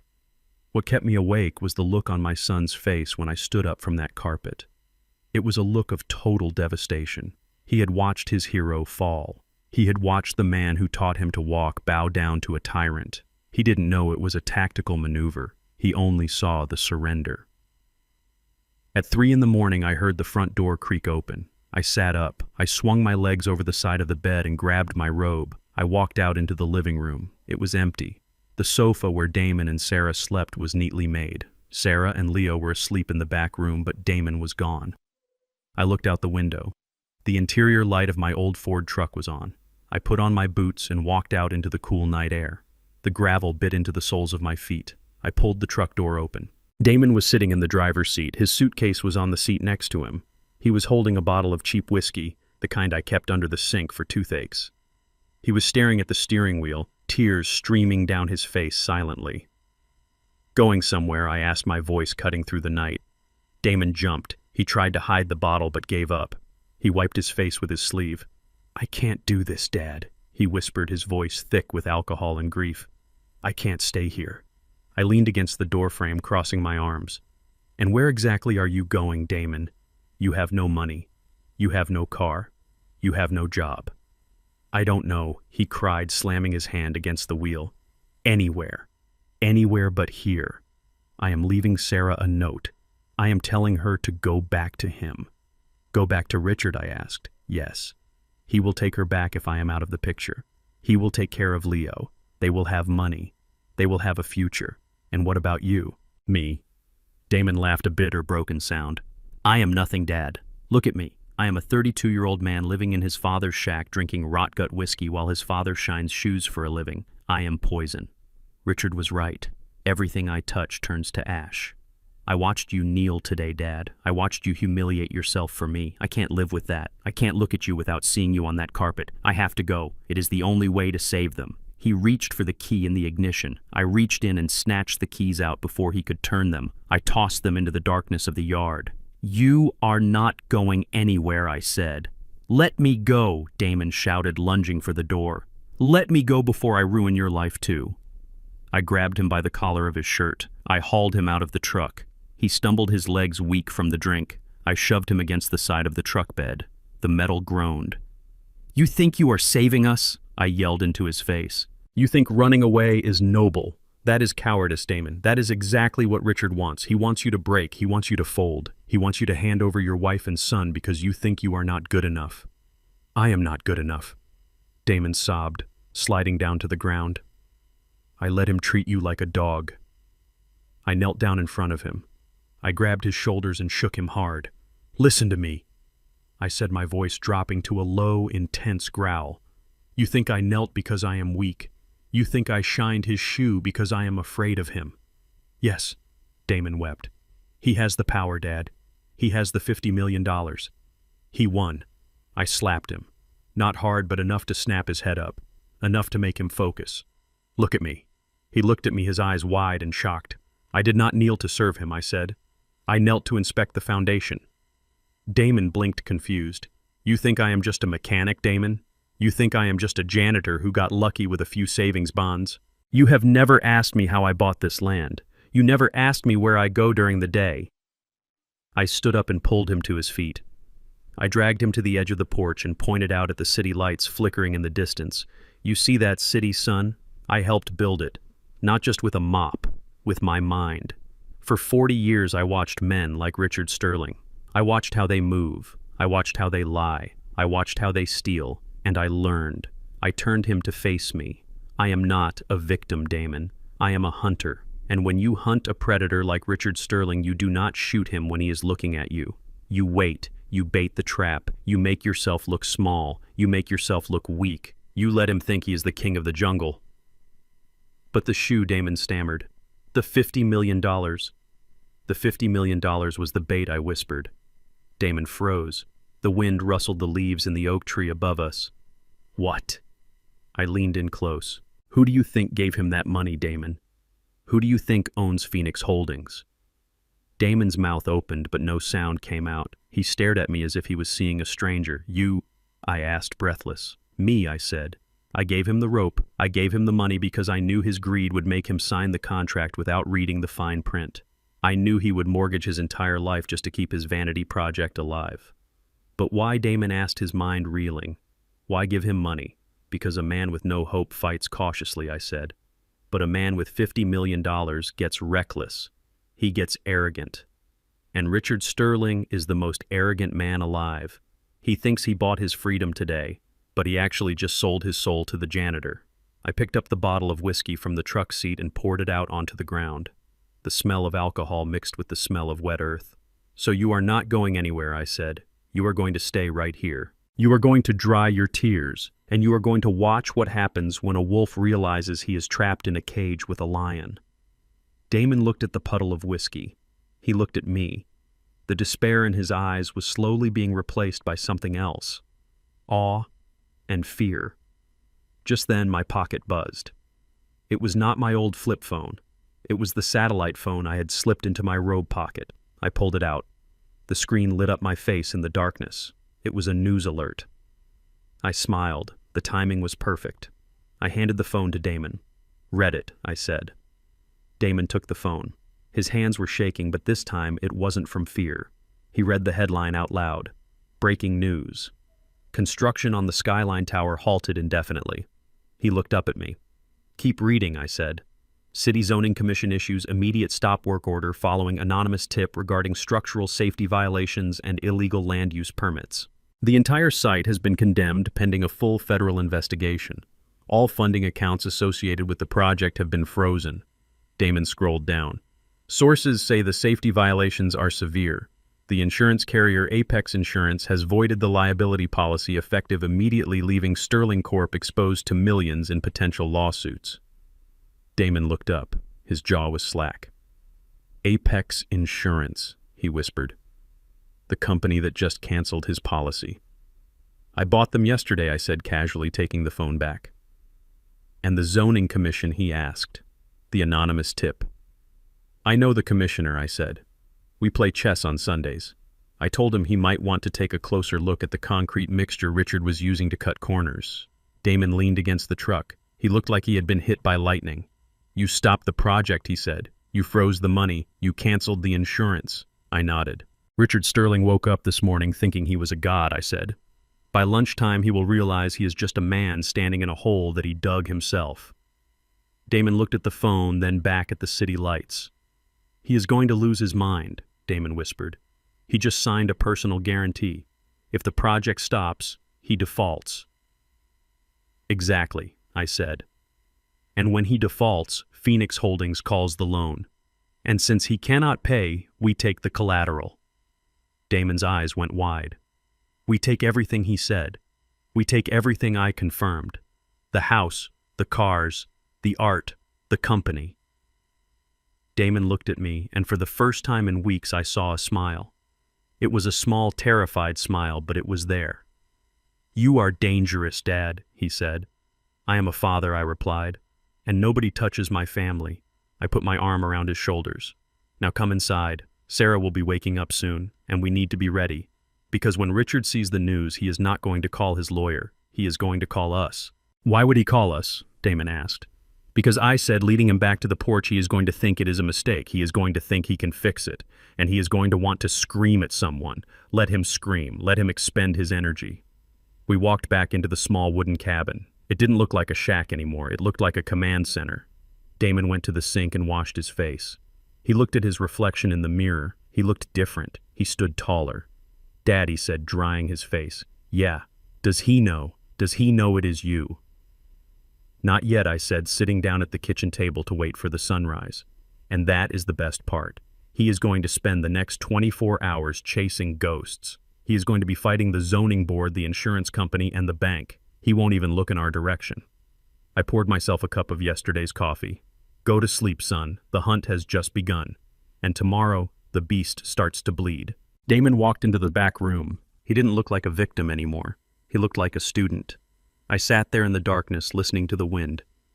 I thought about the stain on my uniform. Richard had called it a mark of shame. He was wrong. It was a mark of ownership, and I was coming to collect. The morning the money ran out started like any other Tuesday in the Sterling Empire. Richard was sitting in his leather chair high above the city, watching the rain streak against the glass.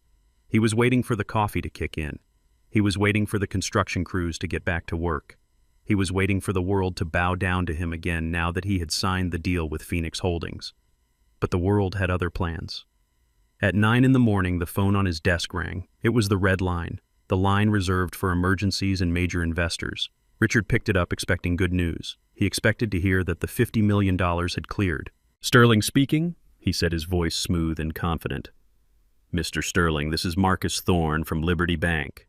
Richard smiled. Marcus was an old golf buddy. They had spent weekends in the Hamptons together. Marcus, Richard said, leaning back. To what do I owe the pleasure? Are you calling to apologize for the interest rates? I am calling to inform you of a change in status, Marcus said. His voice was not friendly. It was the voice of an executioner reading a warrant. Change in status, Richard asked, sitting up straighter. Yes. We have received notice of the stop work order on the Skyline Tower. We have also been informed that your liability insurance has been canceled by Apex. Under the terms of your loan agreement, specifically Clause 14, Section B, this constitutes a material breach of contract. Richard laughed nervously. Marcus, come on. It is a paperwork mix-up, a zoning glitch. I have Phoenix Holdings backing me now. The money is there. The money is not there, Richard Marcus cut in. And because you are in breach, Liberty Bank is exercising its right to accelerate the debt. We are calling the loan. Calling the loan? Richard stammered. The whole thing. The entire principal balance plus interest and penalties, Marcus said. $75 million. Payable immediately. Immediately, Richard shouted, standing up. You can't be serious. I have 30 years with your bank. You have until close of business today, Marcus said. If the funds are not wired, we will begin asset seizure proceedings tomorrow morning. Good luck, Richard. The line went dead. Richard stood there holding the receiver. His heart was hammering against his ribs like a trapped bird. $75 million. Today. He didn't have $75 million. He didn't have $5 million. He was cash poor and asset heavy, and now the assets were worthless. He dropped the phone. It hit the desk with a crack. Panic is a funny thing. It starts slow like a leak in a dam, and then all at once the wall breaks. Richard didn't think. He didn't plan. He reacted. He grabbed his cell phone. His fingers fumbled over the screen. He called his CFO. Voicemail. He called his lawyer. Voicemail. He called his friends, the ones who drank his wine and ate his food. Voicemail. Voicemail. Voicemail. The rats could smell the water rising. The ship was sinking, and Richard Sterling was standing alone on the bridge. Phoenix, he whispered. I have to call Phoenix. He dialed the number for Jensen. It was his only lifeline. The $50 million from Phoenix wouldn't cover the whole debt, but it would be enough to buy time. It would be enough to bribe the zoning commissioner. It would be enough to get the insurance back. Pick up, Richard hissed, pacing his office. Pick up, you useless lawyer, Jensen answered on the fourth ring. Mr. Sterling, Jensen said calmly. I assume you have seen the news, Jensen. Where is the money, Richard screamed. I checked the accounts. The wire hasn't hit. The bank is calling the loan. I need that $50 million released right now. I am afraid there is a complication, Jensen said. Complication, Richard roared. We have a contract. I signed your damn guarantee. I polished the shoes of your assistant. Give me my money. The board has flagged the transaction, Jensen said, his voice smooth as silk. Due to the stop work order and the insurance cancellation, the risk profile of the project has changed. The chairman has put a hold on the funds. You tell the chairman that I will sue him, Richard shouted. I will burn Phoenix Holdings to the ground. You are not in a position to burn anything. Mr. Sterling Jensen replied, cold and sharp. You are in default. Technically, we could walk away right now and leave you to the sharks. Richard stopped pacing. He leaned against the glass wall. The city below looked dizzying. Please, Richard whispered. His voice broke. Please, Jensen, I need this. I will lose everything. There was a long silence on the line. I was listening from the cabin. I heard the desperation in his voice. It was the sound of a man who finally realized he was mortal. There is one way, Jensen said slowly. What is it? Richard asked. Anything. I will do anything. The chairman is willing to reconsider, Jensen said. But he wants to meet you. Fine, Richard said. I will come to your office. I will be there in 10 minutes. No, Jensen said. The chairman is not in the office. He is inspecting a potential acquisition property on the south side. He wants you to meet him there. He wants to look you in the eye and see if you are still worth the investment. The south side, Richard asked. Why would he be there? He likes to see where the real value is hidden, Jensen said. Do you want the meeting or not? Send me the address, Richard said, grabbing his coat. I watched on my laptop screen as Jensen sent the text message. I watched as the blue bubble appeared on Richard's phone. 1402 Oak Street.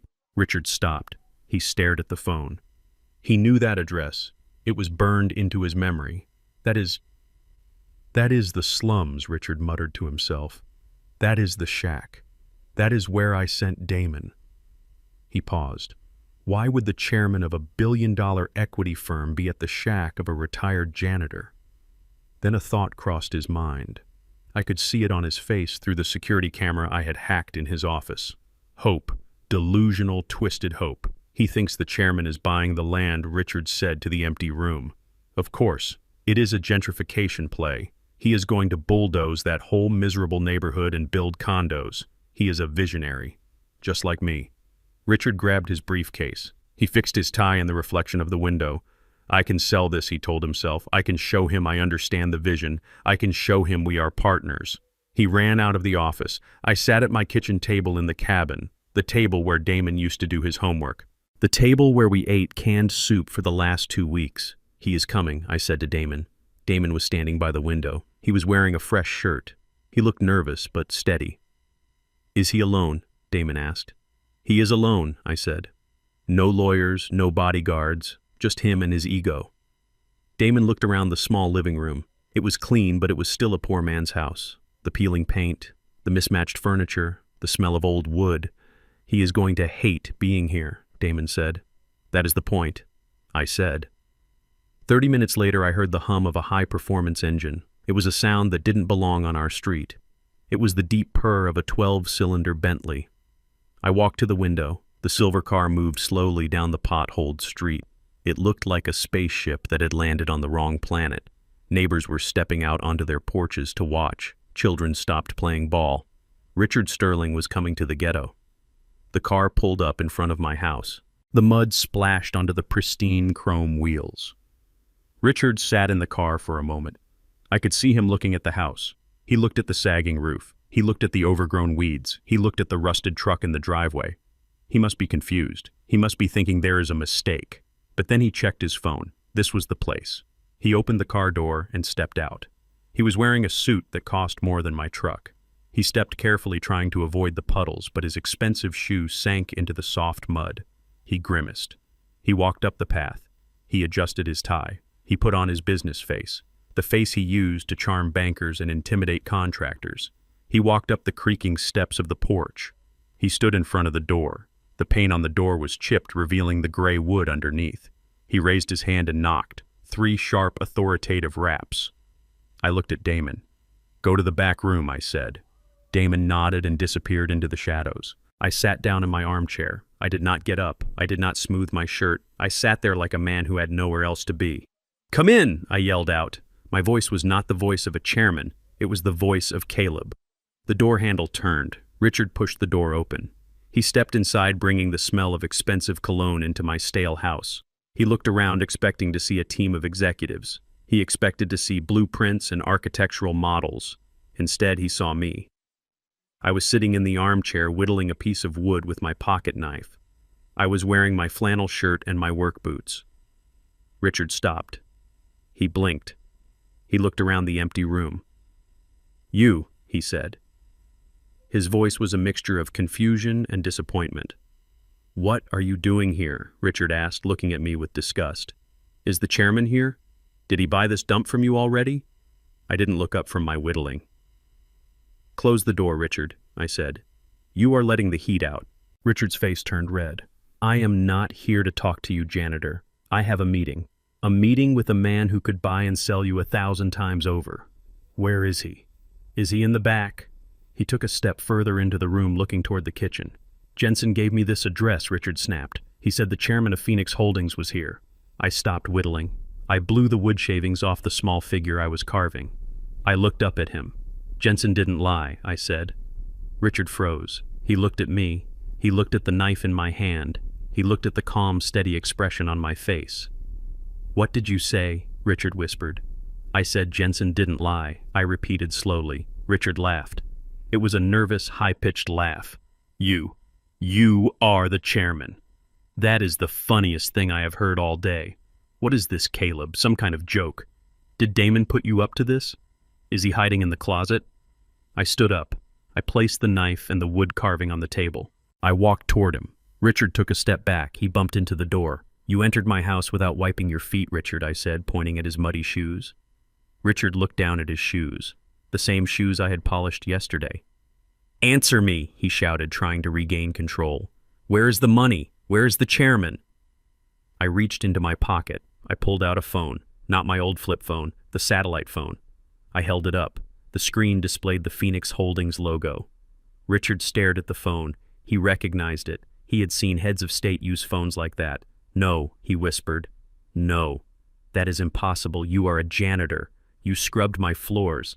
And while I scrubbed your floors, I read your trash," I said. "I read your memos. I read your discarded financial statements. I learned how you hide money. I learned how you cheat taxes. And while you were buying cars, I was buying stocks. While you were building towers of glass, I was building a fortress of iron." I took a step closer. "I am Phoenix Holdings, Richard. I am the bank. I am the insurance company. And as of this morning, I am the owner of your debt." Richard's knees gave way. He slumped against the doorframe. His face went gray. You own the debt," he stammered. "Every cent," I said. Then help me," he begged. The arrogance vanishing in an instant, replaced by pure terror. "Caleb, please. We go back 40 years.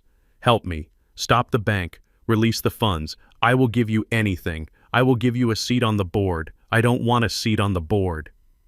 "Richard," I said, cold as ice. "Then what do you want?" I walked past him and opened the front door. I pointed at the muddy yard. "I want you to get off my property," I said. Richard looked at me. He looked at the shack. He realized that the small wooden house he had despised was actually the courtroom where his sentence had been passed. "But the loan," he cried. "The default. They will take my house tomorrow." "I know," I said. "I will be there to collect the keys." Richard turned and ran. He ran back to his Bentley. He slipped in the mud and fell onto his hands and knees, ruining his suit. He scrambled up, looking like a frightened animal. He dove into the car and sped away, mud flying everywhere. I watched him go. Damon stepped out of the back room. He stood beside me, watching the silver car disappear. "He knows now," Damon said. "He knows," I said. And now the real pain begins. The address Jensen gave Richard was not a penthouse. It was not a country club.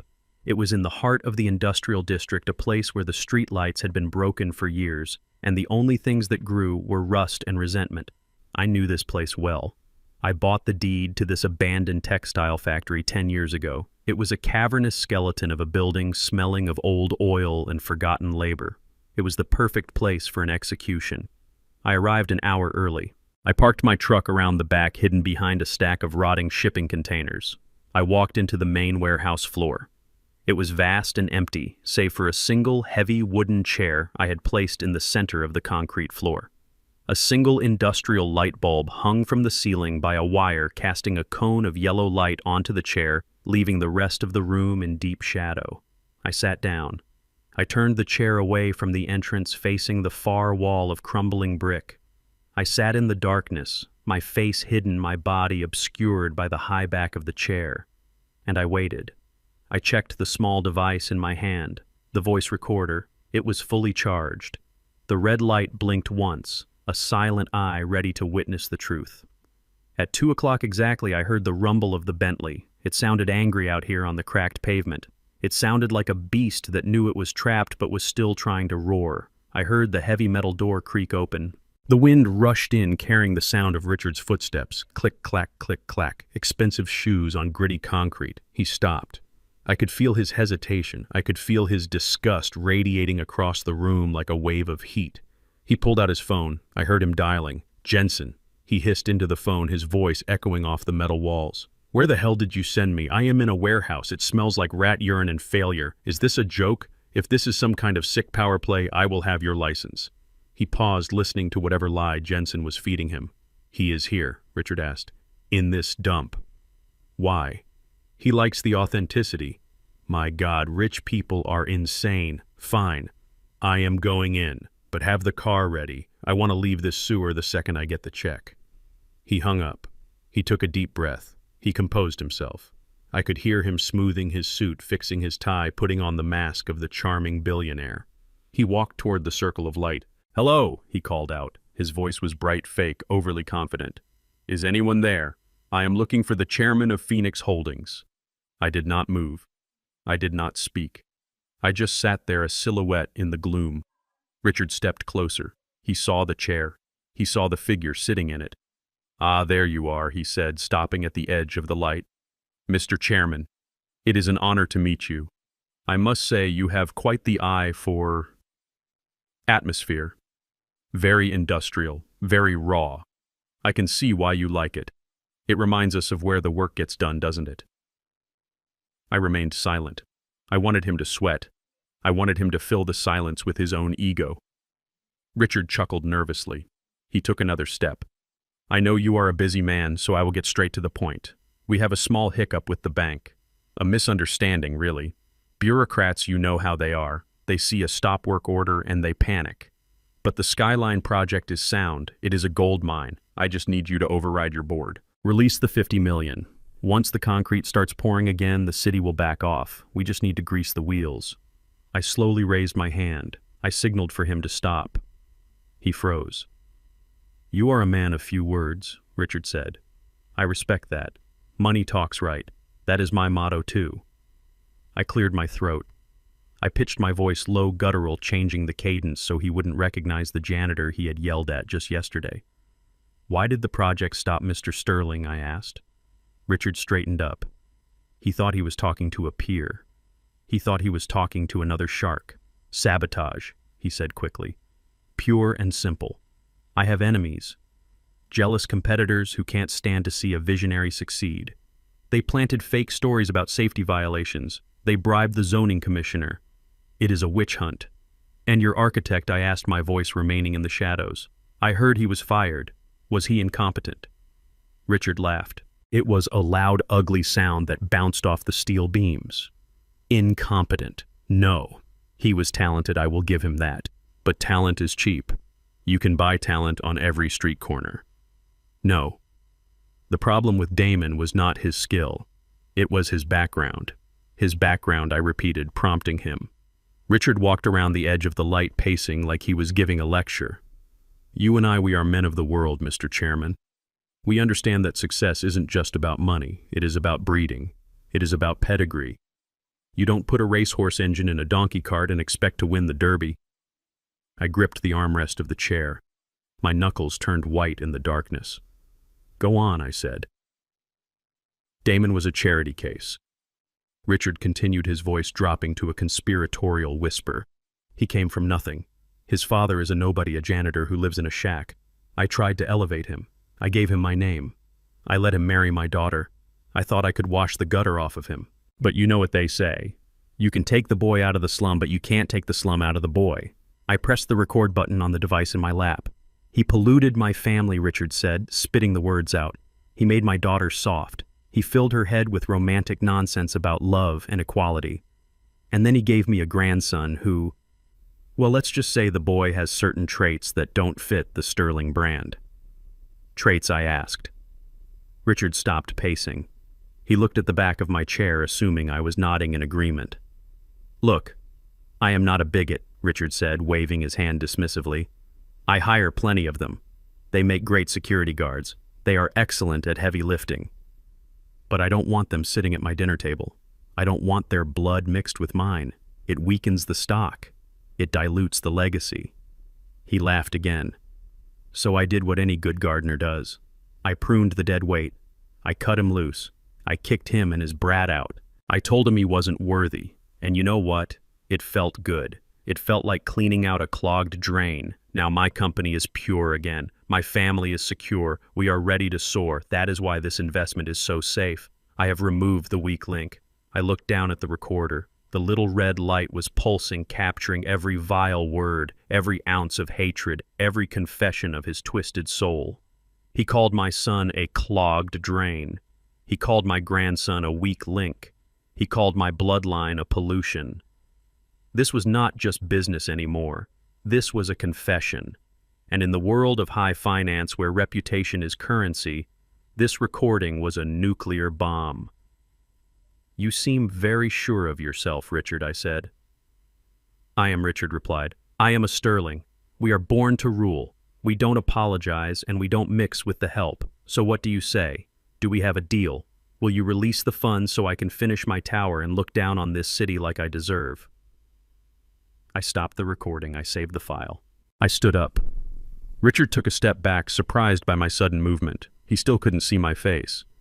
We have a deal, Richard, I said, turning my body slightly still, keeping my face in the shadow. But not the one you think. Richard squinted, trying to see me. What do you mean? I mean that you are right about one thing, I said, stepping fully into the circle of yellow light. Richard's eyes widened. He blinked. He tilted his head. You can't take the slum out of the boy, I said, my voice returning to its natural tone, the voice of Caleb Bennett. Richard's jaw dropped. He staggered back as if he had been punched. You, he gasped.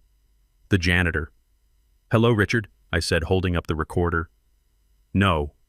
Richard stammered, shaking his head violently. No. This is a nightmare. I am hallucinating. You are shining shoes. You are poor. You cannot be the chairman. I walked toward him. He retreated until his back hit a rusty support beam.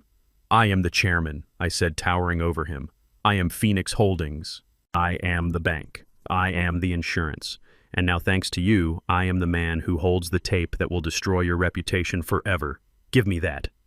Richard shrieked, lunging for the recorder. I caught his wrist in midair. I twisted it effortlessly, forcing him to his knees on the dirty concrete.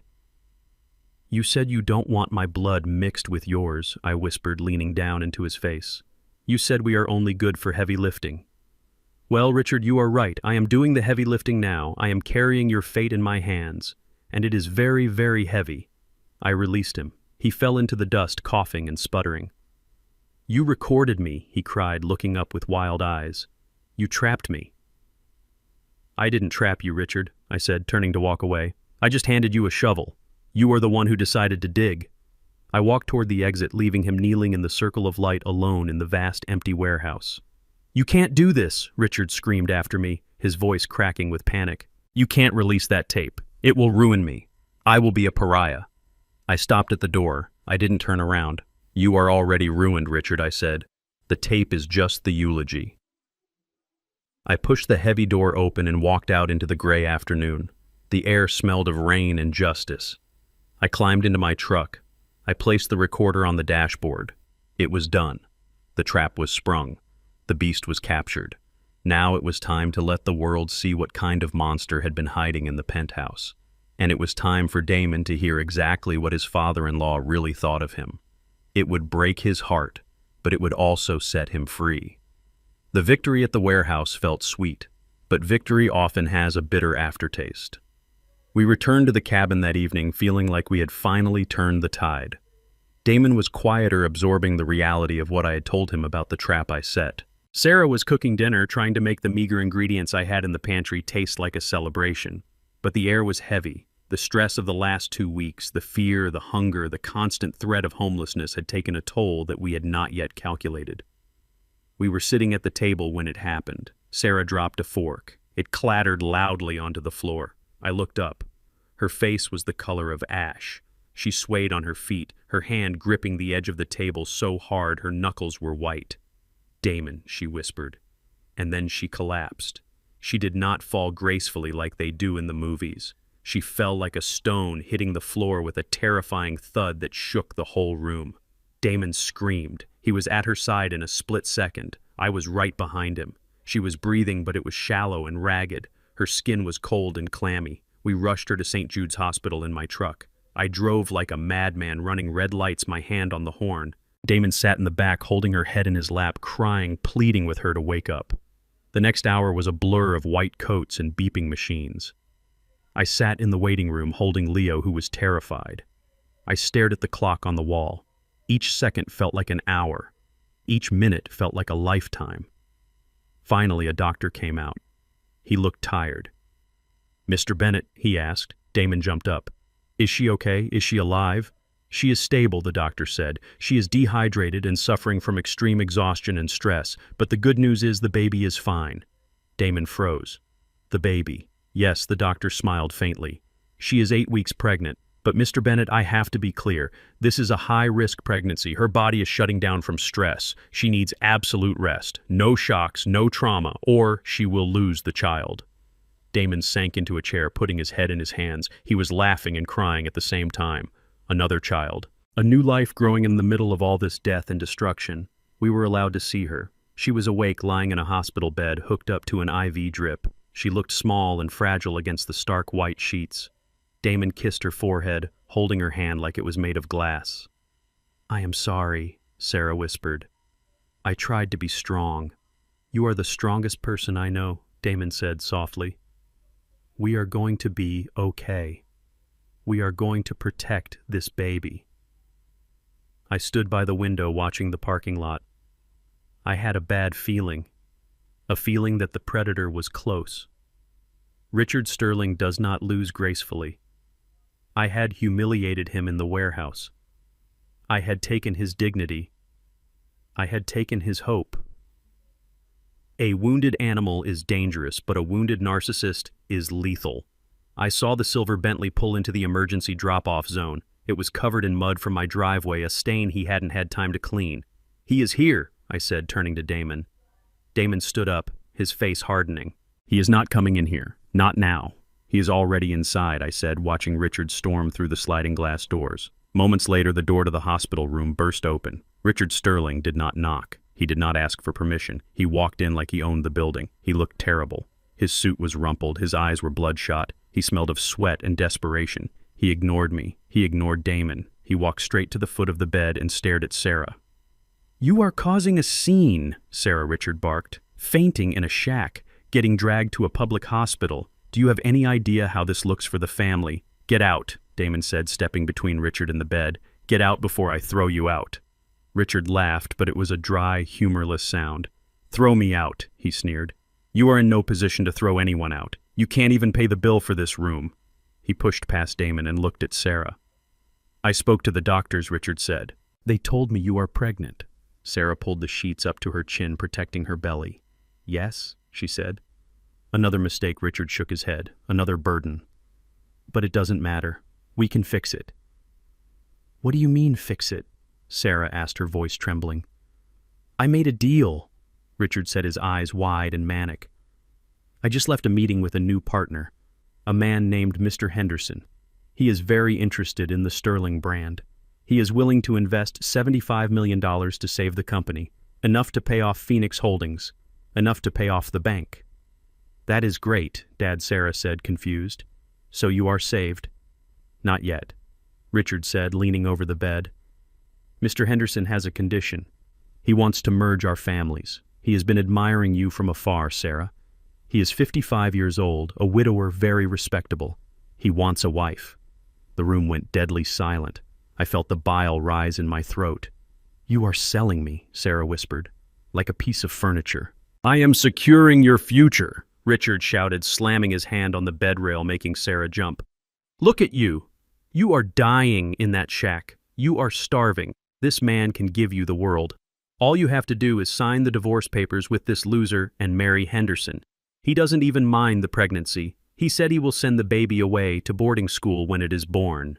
"You are insane," Sarah cried, tears streaming down her face. "Get away from me. I love Damon. I am having his child." "Love," Richard screamed, his face turning purple. "Love does not pay the mortgage, Sarah. Love does not stop the bank from taking my house tomorrow. I need this deal. I need you to do your duty. You owe me this. I gave you life. Now you give me mine back." He reached into his jacket and pulled out a crumpled document. "Sign it," he hissed, shoving the paper into her face. "Sign the divorce papers, now." "I won't," Sarah sobbed, pushing his hand away. Richard snapped. The stress, the humiliation at the warehouse, the impending bankruptcy, it all boiled over. "You ungrateful little bitch," he roared. He raised his hand and slapped her. It was a hard, vicious slap. It echoed through the sterile room. Sarah's head snapped back, hitting the pillow. Her lips split open. Time stopped.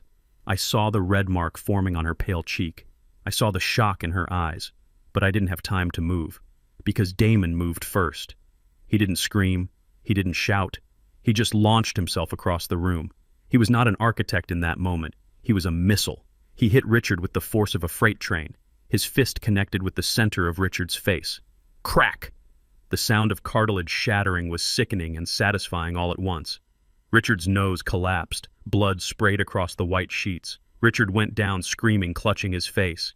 Damon didn't stop. He was on top of him, raining down punches. Years of suppression, years of insults, years of being called unworthy came pouring out of him in a torrent of violence. "You touched her!" Damon roared, pounding Richard's ribs. "You touched her!" "Damon, stop!" I yelled, grabbing my son by the shoulders and hauling him off. "You will kill him!" Damon struggled against me, his chest heaving, his knuckles raw and bloody. He hit her. Damon panted, his eyes wild.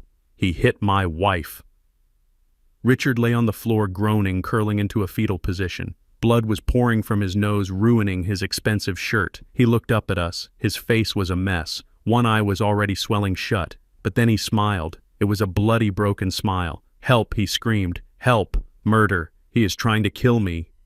2 security guards burst into the room, followed by a police officer who was stationed in the ER. They saw Richard on the floor, bleeding. They saw Damon standing over him with bloody hands. "Get on the ground," the officer shouted, drawing his taser. No, Sarah screamed, trying to get out of bed. He was protecting me. He hit me first. But Richard was already playing the part. "He attacked me," Richard wailed, spitting blood. "I came to visit my sick daughter, and this maniac jumped me. Look at my face. He broke my nose. I want to press charges. I want him arrested for attempted murder." The officer didn't wait for explanations. He grabbed Damon and slammed him against the wall. Damon didn't fight. He looked at Sarah. "I love you," he said as the handcuffs clicked shut around his wrists. Richard struggled to his feet, helped by a security guard. He grabbed a towel and held it to his bleeding nose. He looked at Damon being dragged out of the room. Then he looked at Sarah. "You see what you did?" Richard hissed, his voice nasally and thick with blood. "You chose him. And now he is going away." He leaned in close to her, ignoring the blood dripping onto the floor. "I know the district attorney, Sarah. I play golf with him. I will make sure Damon gets 10 years for this. Aggravated assault on a senior citizen. He will rot in a cell. He will never see that baby born." Sarah sobbed uncontrollably, clutching her stomach, unless Richard whispered, his eyes cold and dead. "Unless you sign the papers. You sign the divorce papers, you marry Henderson, and I will drop the charges. I will let him go." He stood up and adjusted his bloody jacket. "You have until morning to decide. A husband in prison or a father with a saved company. The choice is yours." He walked out of the room, leaving a trail of blood drops on the linoleum. I stood there in the silence. The monitor by Sarah's bed was beeping rapidly, signaling her distress. I walked over to her. I took her hand. "Caleb," she wept, "he is going to destroy us. He is going to put Damon in prison forever." I squeezed her hand. I looked at the door where my son had just been taken away in chains. Richard Sterling thought he had played his ace. He thought violence was his trump card. He thought that by putting Damon in a cage, he could force us to surrender. He was wrong. I wiped a tear from Sarah's cheek. Rest, Sarah, I said, my voice low and calm. Do not worry about Damon. But the police, Sarah cried. The charges. Richard broke a law of nature tonight, I said. He spilled blood in a sanctuary, he threatened a mother, and he thinks the police can protect him. I walked to the window and looked out at the night. The rain had started again. He put Damon in a cell to keep him away from the fight, I whispered. But he forgot about the other Bennett. I pulled out my phone. Richard thinks he controls the law, I said. But tomorrow morning he is going to find out that I own the courthouse. I dialed Jensen. Get the bail money ready, I said. And Jensen, call the district attorney. Tell him if he wants to keep his job, he needs to take a meeting with the chairman of Phoenix Holdings immediately. Richard wanted a war. He just got an apocalypse. The police station smelled of stale coffee and misery. It was a smell I knew well from my youth, back before I learned how to make the system work for me instead of against me. I walked through the double doors, shaking the rain from my coat. The fluorescent lights buzzed overhead, casting a sickly yellow glow on the linoleum floor. Richard Sterling was standing at the front desk. He was holding a bloody towel to his broken nose and gesturing wildly with his free hand. He was shouting at the desk sergeant, a young woman who looked like she wanted to be anywhere else in the world. "Do you know who I am?" Richard screamed, his voice muffled by the towel. "I am a pillar of this community. I demand that you deny bail. That animal broke my face.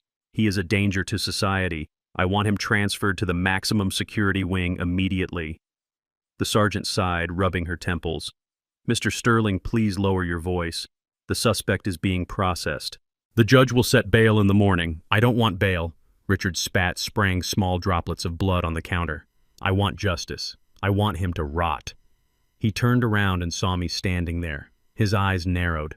The swelling had already started turning his face into a purple and black mask. He looked like a raccoon that had lost a fight with a semi-truck. But his arrogance was untouched.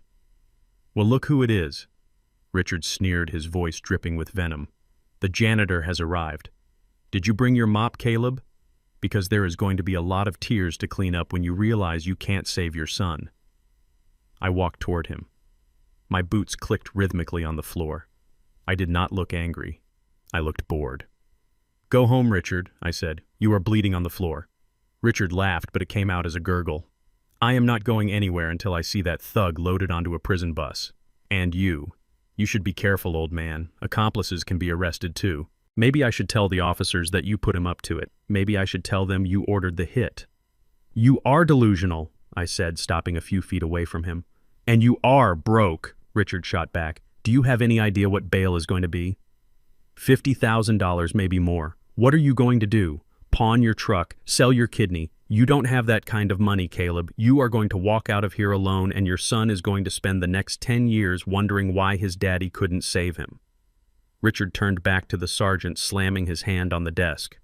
"Officer, throw this man out. He is loitering. He is bothering a victim of violent crime." The sergeant looked at me. She looked at my old clothes. She looked at my gray hair. She opened her mouth to ask me to leave. But before she could speak, the door to the captain's office opened. Captain Miller stepped out. He was a large man with broad shoulders and a face carved from granite. He ran the precinct with an iron fist. He was not a man who tolerated nonsense. "What is all this noise?" Miller barked, looking at Richard. Captain Richard said, straightening his tie, trying to look dignified despite the blood. "I am Richard Sterling. I am the victim here. I was just telling your sergeant to remove this vagrant from the premises." Richard pointed a shaking finger at me. Captain Miller looked at where Richard was pointing. He saw me. The scowl vanished from the captain's face. His posture changed instantly. He didn't look at a vagrant. He looked at a mentor. He walked around the desk, ignoring Richard completely. He walked straight up to me and extended his hand. "Mr. Bennett Miller," said, his voice warm and respectful. "I didn't know you were coming down here tonight. I would have met you at the door." I shook his hand. It was a firm grip. "Hello, Marcus," I said, using his first name. "I see you finally got that promotion." Miller smiled. "Thanks to you, sir. I am just trying to live up to the recommendation letter you wrote for me." Richard stood there frozen. His mouth hung open. He looked from me to the captain and back again. The gears in his head were grinding loudly. "Wait a minute," Richard stammered. "Captain, do you know this man?" Captain Miller turned to Richard. The warmth vanished from his eyes, replaced by cold steel. "Do I know him?" Miller asked. "Mr. Bennett put me through the police academy. He paid for my tuition when my father died. He has funded the Widows and Orphans Fund for this precinct for the last 20 years. Of course I know him." Richard blinked. He shook his head as if trying to clear a fog. "Tuition," Richard whispered. "Funded. But he is a janitor. He shines shoes. He lives in a shack." Captain Miller looked at Richard like he was insane. "A janitor," Miller repeated. "Sir, Mr. Bennett owns half the commercial real estate in this district. The building you are standing in right now sits on land leased from the Bennett Trust. He isn't a janitor. He is the landlord." The silence that followed was heavy enough to crush a man. Richard stared at me. He looked at my flannel shirt. He looked at my work boots. He was trying to reconcile the image of the servant he despised with the reality of the power standing in front of him. "No," Richard muttered. "No, that is impossible. It is a lie. He is tricking you. He is a con artist." Miller ignored him. He turned back to me. "Mr. Bennett, I assume you are here for your son Damon?" "Yes, Marcus," I said. "There was a misunderstanding at the hospital. I read the report," Miller said, lowering his voice. "Your son was defending his pregnant wife. And frankly, considering the man he hit, I am surprised he stopped at one punch." Miller glanced at Richard with thinly veiled disgust. "We were going to release him on his own recognizance anyway," Miller continued. "But since you are here, we can expedite the process. I will have the paperwork waived. You can take him home right now." "Thank you, Marcus," I said. "I appreciate it." Richard exploded. "You can't do that," he screamed, spraying blood again. "This is corruption. This is bribery. I will call the mayor. I will have your badge. You can't just let him go because his daddy bought you a badge." Captain Miller took a step toward Richard. He towered over the smaller man. Mr. Sterling Miller said, his voice dangerously low, "If you shout in my station one more time, I will have you arrested for disorderly conduct and public intoxication. And unlike Damon Bennett, you will not be going home tonight. Do I make myself clear?" Richard shrank back. He clutched his towel. He looked at me with pure hatred, but beneath the hate there was fear. A deep, gnawing fear that he had stepped into a world he didn't understand. "Fine," Richard hissed. "Let him go. It doesn't matter. I will sue him in civil court. I will take every penny of this imaginary fortune you claim to have." Miller nodded to the sergeant. "Bring him out." A moment later, the heavy metal door buzzed. Damon walked out. He wasn't wearing handcuffs. He looked tired, and his knuckles were bruised, but his head was high. When he saw me, he let out a breath he had been holding for hours. "Dad," Damon said, walking over and hugging me. "It is okay, son," I said, patting his back. "Let's go home. Sarah is waiting." We turned to leave. Richard was standing by the door, blocking our path. He looked like a gargoyle, beaten and bloody. "This isn't over, Caleb," Richard whispered as we passed him. "I don't know what game you are playing. I don't know whose money you stole or what lottery you won, but you are still trash. You can buy a captain, but you can't buy class." I stopped. I looked at him. "Richard," I said softly, "you still think this is about money." "Isn't it?" Richard sneered. "No," I said. "It is about vision. You see a janitor because that is all you are capable of seeing. You see a shack because you don't know how to look at a foundation." I leaned in closer. "And Richard." "What?" "Get that nose fixed. It is hard to look down on people when you can't even see over your own swelling." I walked past him, pushing the door open for my son. We walked out into the cool night air. The rain had stopped. Damon looked at me as we walked to the truck. "Dad," he asked. "The captain. He treated you like a king." I unlocked the truck door. "Invest in people, son," I said. "Not just buildings, concrete cracks, but loyalty lasts forever." I looked back at the station. Through the glass doors I could see Richard Sterling standing in the middle of the lobby alone, arguing with a vending machine. He still didn't get it. He thought I had won a lottery. He thought I had found a lucky ticket. He couldn't comprehend that the man who emptied his trash had been building an empire under his nose for decades. "He thinks it is luck," I said, starting the engine. "Let him think that," Damon said, rubbing his bruised hand.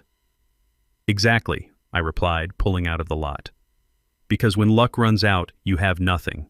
But when you build something brick by brick, nobody can take it away." Tomorrow was the day. The bank would move. Phoenix Holdings would move. And Richard Sterling would find out that his bad luck had a name. and that name was Bennett. The morning of the shareholder meeting, the sky was a brilliant, mocking blue.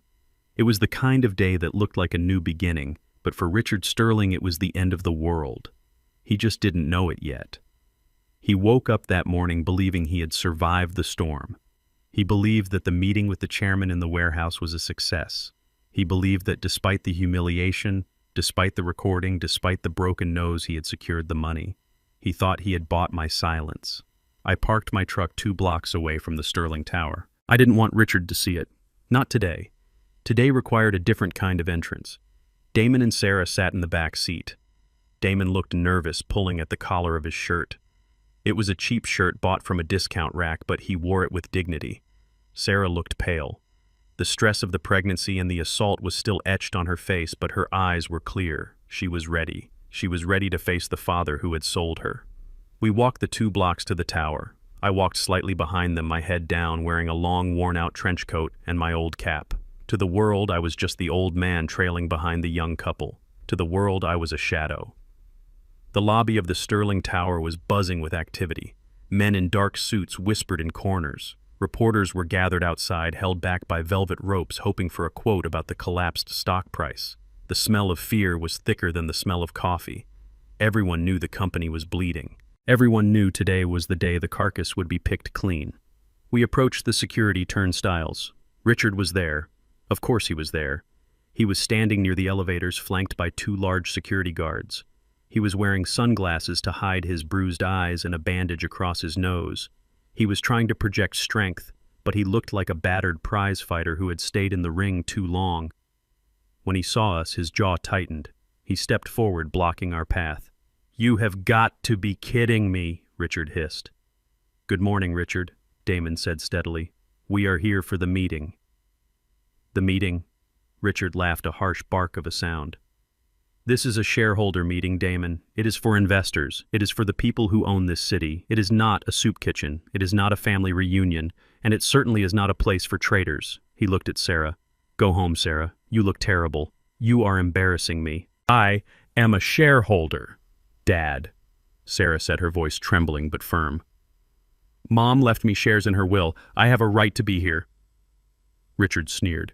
"Your shares are negligible. You possess 0.01% of the voting rights. You are a gnat." And as for him, he pointed at Damon, and that old relic behind you, he pointed at me. "They have no business here." He turned to the guards. "Remove them. If they resist, call the police. And this time tell them I want trespass charges pressed immediately." The guards stepped forward. They were big men with stone faces. They reached for Damon's arm. Damon didn't flinch. He didn't back down. But he didn't have to fight. "Hold it." The voice was smooth, calm, and authoritative. We all turned. Jensen was walking across the lobby. He looked impeccable in a navy blue suit, holding a briefcase that probably cost more than Richard's car. He walked with the easy confidence of a man who held the winning lottery ticket. "Jensen," Richard said, relief washing over his face. "Thank God you are here. Tell these people to leave. They are crashing the meeting. They are trying to ruin the deal." Jensen stopped between the guards and Damon. He looked at Richard. He didn't smile. "Mr. Sterling," Jensen said coolly. "I am afraid you are mistaken." "Mistaken?" Richard asked, confused. "These people are not crashing the meeting," Jensen said. "They are the guests of honor." Richard blinked behind his sunglasses. "Guests of honor," he repeated. "What are you talking about? Damon is a fired architect. Sarah is a disobedient child. And Caleb is a janitor. Why would Phoenix Holdings invite them?" Jensen adjusted his cufflinks. "The chairman requested their presence," Jensen said. "He feels that since the restructuring will affect the family legacy, it is only right that the family be present to witness it." Richard stared at Jensen. He was trying to calculate the angle. He was trying to figure out if this was a trap or a test. "The chairman," Richard whispered. "Yes. Of course. He wants witnesses. He wants them to see my victory. He wants them to see me save the company so they understand how powerful I am." Richard smiled. It was a grotesque expression beneath the bandage. "I understand," Richard said, nodding. "The chairman is a wise man. He wants to teach them a lesson." "Very well. Let them come up. Let them sit in the back. Let them watch the master at work." He stepped aside, waving his hand mockingly toward the elevators. "After you," he said. But try not to touch anything. The cleaning crew is on strike because I stopped paying them. I don't want you making a mess." We stepped into the elevator. Richard squeezed in with us, along with Jensen. The ride up to the 50th floor was silent. The only sound was the hum of the machinery and Richard's heavy breathing. He smelled of painkillers and breath mints. He kept glancing at his reflection in the mirrored walls, adjusting his tie, checking his bandage. He was rehearsing his victory speech. The doors opened. We walked down the plush hallway to the main boardroom. It was packed. 50 of the city's most powerful investors sat around the massive oval table. The air conditioner was humming, but the room felt hot. Sweat beads glistened on foreheads. Papers were shuffled nervously. When Richard walked in, the room went quiet. All eyes were on him. Some looked angry. Some looked pitying. Most just looked worried about their money. Richard walked to the head of the table. He stood behind the chairman's chair, the chair that had belonged to his father, the chair he believed was his birthright. He looked out at the room. He took off his sunglasses, revealing his black eyes. He wanted sympathy. He wanted to look like a warrior. "Ladies and gentlemen," Richard began, his voice booming. "I know you are worried. I know the stock is down. I know the rumors are flying. You have heard that the Skyline project is dead. You have heard that the bank has called our loans." He paused for dramatic effect. "But I am here to tell you that the rumors of my demise have been greatly exaggerated." A few people shifted in their seats. They didn't look convinced. Richard smiled, pointing at Jensen, who was standing by the door. "I have secured a partner," Richard announced. "A partner with vision. A partner with deep pockets. Phoenix Holdings has agreed to inject $75 million into Sterling Corp effective immediately." A gasp went through the room. 75 million. It was a lifeline. It was a miracle. "We are saved," Richard shouted, slamming his hand on the table. "The project continues. The debt is serviced. And I, Richard Sterling, remain your chairman." He looked at Damon and Sarah, who were standing in the back corner of the room. He pointed a finger at them. "And to those who doubted me, he sneered. To those who thought I was weak, to those who thought they could bring me down with petty lawsuits and family drama, watch closely. This is what winning looks like." He turned to Jensen. "Mr. Jensen, if you would please present the final agreement for ratification. The board is ready to vote." Jensen walked to the front of the room. He placed his briefcase on the table. He clicked the latches open. The sound was loud in the silent room. He pulled out a single document. "Thank you, Mr. Sterling," Jensen said. "However, there is a slight correction to your statement." "Correction?" Richard asked, his smile faltering. "Phoenix Holdings is indeed injecting capital," Jensen said, addressing the room. "But we are not doing it as a partner. We are doing it as an owner." The room erupted in whispers. Owner Richard shouted, "What are you talking about? It is a loan, a collateralized loan." "It was a loan," Jensen said calmly. "Until 9 a.m. this morning. At 9 a.m., the loan from Liberty Bank went into default. Phoenix Holdings purchased that debt at 9:01 a.m. So what?" Richard said, wiping sweat from his forehead. "So I owe you the money instead of the bank. I will pay you. Once the funds release, I will pay you." Jensen shook his head. "The terms of the default are clear, Mr. Sterling. Upon default, the holder of the debt has the right to immediate foreclosure on all pledged assets." Jensen picked up the document and held it up. "You pledged the company," Jensen said. "You pledged the building. You pledged your personal estate. And you pledged your voting shares." Richard's face went white. He looked like a man who had just stepped off a cliff and hadn't hit the ground yet. I signed a guarantee," Richard stammered. "But that was a formality. You said it was a formality." "I said it was required," Jensen corrected. "And since you cannot pay the $75 million right now, Phoenix Holdings is exercising its right to take control." "Take control," Richard whispered. "Yes," Jensen said. "As of this moment, Richard Sterling is no longer the majority shareholder. He is no longer the CEO.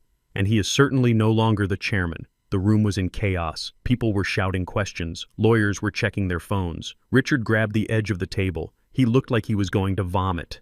"You can't do this," he screamed. "Who is the chairman? Who is doing this to me? I want to see him. You said he was coming. Where is he?" Jensen looked at the back of the room. He looked past the screaming shareholders. He looked past the confused board members. He looked at the corner where Damon and Sarah were standing, and right behind them, where I was leaning against the wall in my trench coat. "The chairman is here," Jensen said. Richard followed Jensen's gaze. He looked at the door. He expected a billionaire in a suit to walk in. He expected a stranger. He didn't look at me. He looked right through me. Jensen cleared his throat. "Mr. Bennett," Jensen said, his voice cutting through the noise, "the floor is yours." Richard froze. He turned his head slowly. He looked at Damon. Damon, Richard gasped. "No, you are the chairman. That is impossible. You are broke." Damon shook his head slowly. He stepped aside. "Not me," Damon said. He pointed to the shadow behind him. "Him." I stepped forward. I reached up and took off my old cap. I unbuttoned the dirty trench coat and let it slide off my shoulders onto the floor. Underneath, I was not wearing a flannel shirt. I was not wearing a uniform. I was wearing a charcoal gray Tom Ford suit that cost $5,000. My shoes were polished to a mirror shine. My tie was silk. I stood straight. The slouch of the janitor was gone. The limp was gone. I walked toward the table. The room parted for me like the Red Sea. Richard stared at me. His eyes were bulging. His mouth opened and closed like a fish on dry land. "Caleb," he whispered. "Hello, Richard," I said, walking to the head of the table. I stopped right in front of him. I looked at the leather chair. His chair. I think I said, my voice deep and commanding, "You are sitting in my seat." The silence in the boardroom was absolute. It was the kind of silence that usually happens right after a bomb goes off, but before the screaming starts. 50 of the most powerful people in the city were staring at me. They were staring at the man they thought was a janitor, the man they had ignored for decades, the man who had cleaned their trash cans and polished their floors.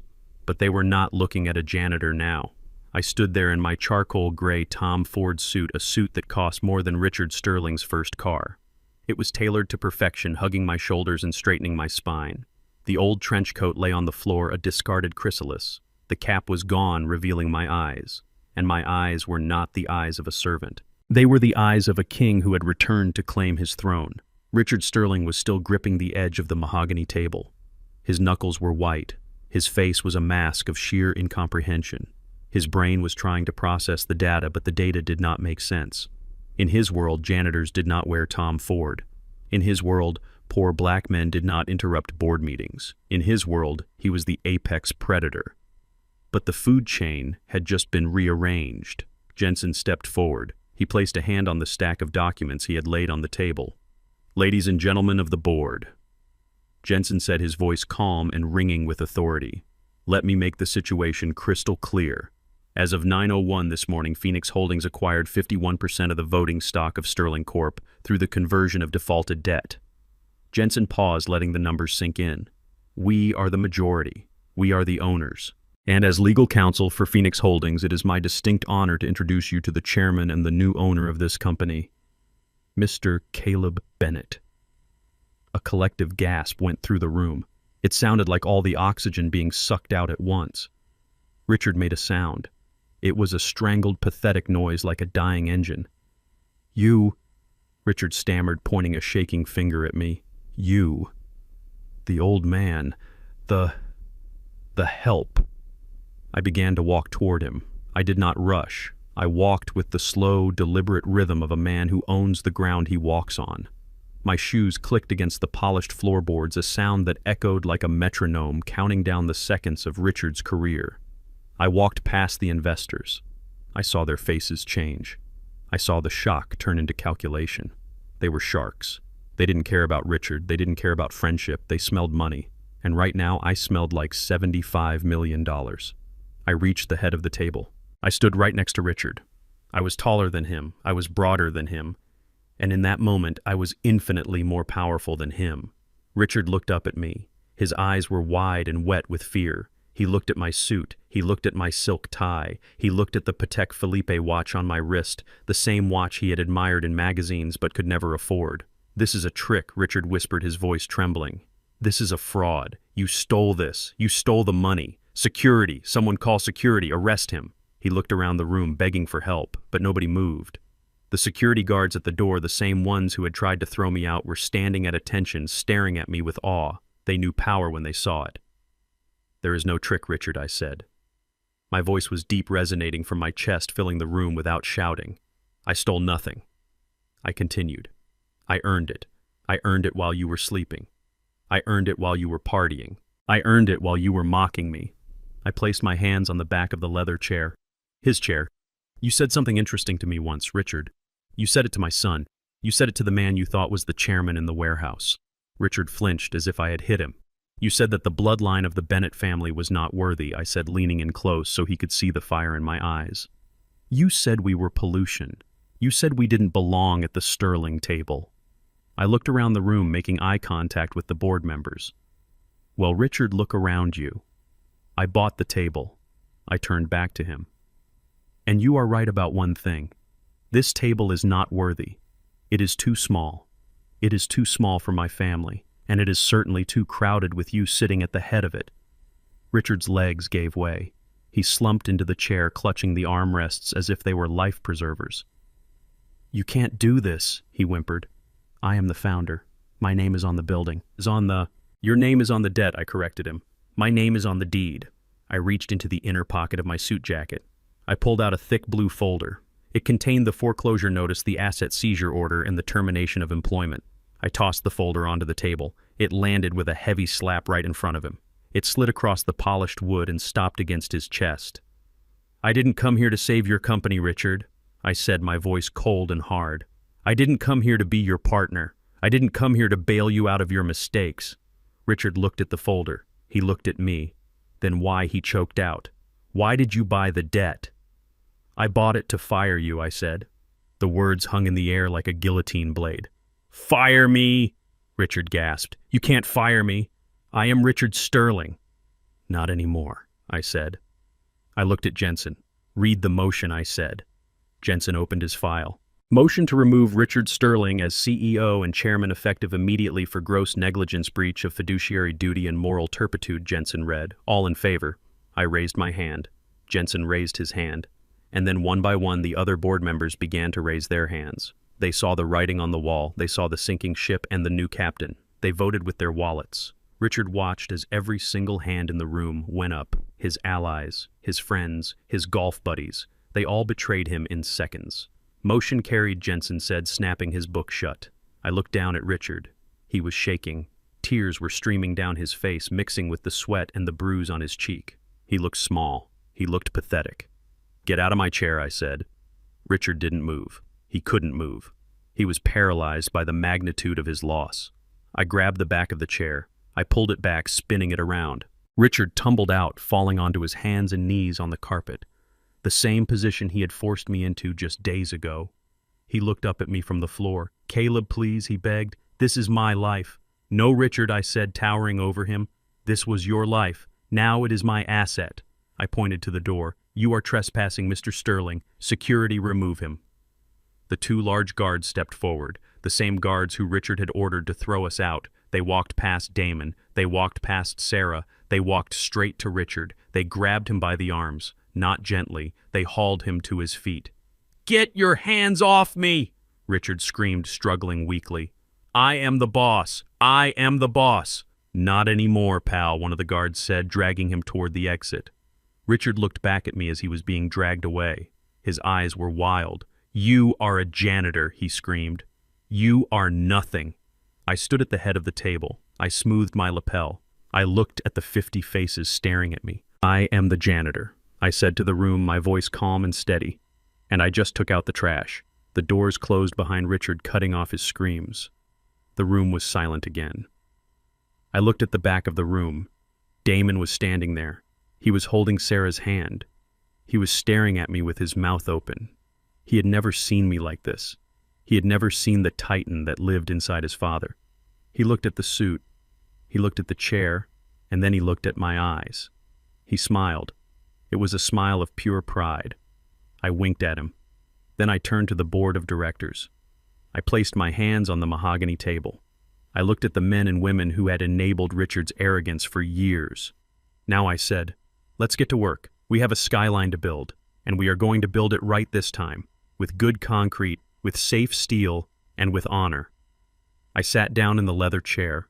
It was warm, it was comfortable, it fit perfectly. The double doors had barely closed when they burst open again. Richard Sterling was not a man who accepted defeat. He was a man who fought dirty, and he was fighting for his life.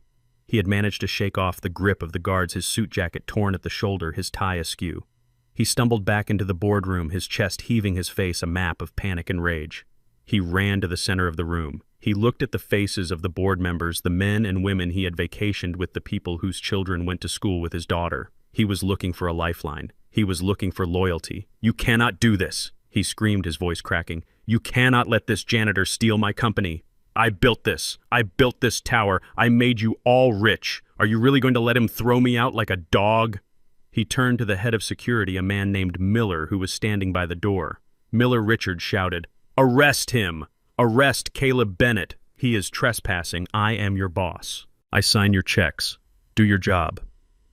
Miller looked at Richard. Then he looked at me, sitting in the leather chair at the head of the table. I gave a small, almost imperceptible nod. Miller took a step forward, but he did not move toward me. He moved behind me. He crossed his huge arms over his chest and stood like a stone wall protecting the new chairman. The other guards followed suit, lining up behind my chair. Richard stared at them. The realization hit him like a physical blow. The power had shifted. The guns were no longer pointing where he wanted them to point. "You are all fired," Richard shrieked, saliva flying from his mouth. "I will fire every single one of you." I leaned forward. I placed my elbows on the mahogany table. "Sit down, Richard," I said. "I won't sit down," he yelled. "I demand a hearing." "You cited moral turpitude. You cited negligence. Those are lies. You have no proof. You are just a vindictive old man with a grudge." "Proof?" I asked, calmly. "Yes, proof," Richard demanded, pointing a shaking finger at me. "You need evidence to remove a founder. You have nothing but your own bitterness." I looked at the audiovisual technician in the corner of the room, a young kid who looked terrified. "Connect my phone," I said, sliding the satellite phone across the table. The technician hurried over. He plugged the device into the boardroom's sound system. Richard watched, confusion warring with fear on his face. He didn't know what was on the phone. He had forgotten his own words. Arrogance has a way of erasing memory. I stood up. I walked to the edge of the table so I could look down at him. "You want proof, Richard," I said. "You want the board to know why you are unfit to lead. You want them to know the true character of the man they trusted with their money." I signaled the technician. "Play it." The speakers in the ceiling crackled. And then Richard's voice filled the room. It was loud, clear, and undeniable. "It was the recording from the warehouse. I don't want them sitting at my dinner table. I don't want their blood mixed with mine. It weakens the stock. It dilutes the legacy." The room went deadly silent. The shareholders looked at each other. Some gasped. Some looked down at their hands in shame. But the tape continued. So I did what any good gardener does. I pruned the dead weight. I cut him loose. I kicked him and his brat out. I told him he wasn't worthy. Richard's face went the color of milk. He reached out as if to grab the sound from the air. "Stop it," he whispered. "Turn it off." But I didn't turn it off. I let it play. I let every venomous word soak into the walls. I am not a bigot. I hire plenty of them. They make great security guards. They are excellent at heavy lifting. But I don't want them polluting my family. The recording ended with the sound of his laughter. That cruel, high-pitched laugh that everyone in the room recognized. I looked at the board members. "Is this the voice of Sterling Corp?" I asked, my voice cutting through the silence. "Is this the face you want on your brochures?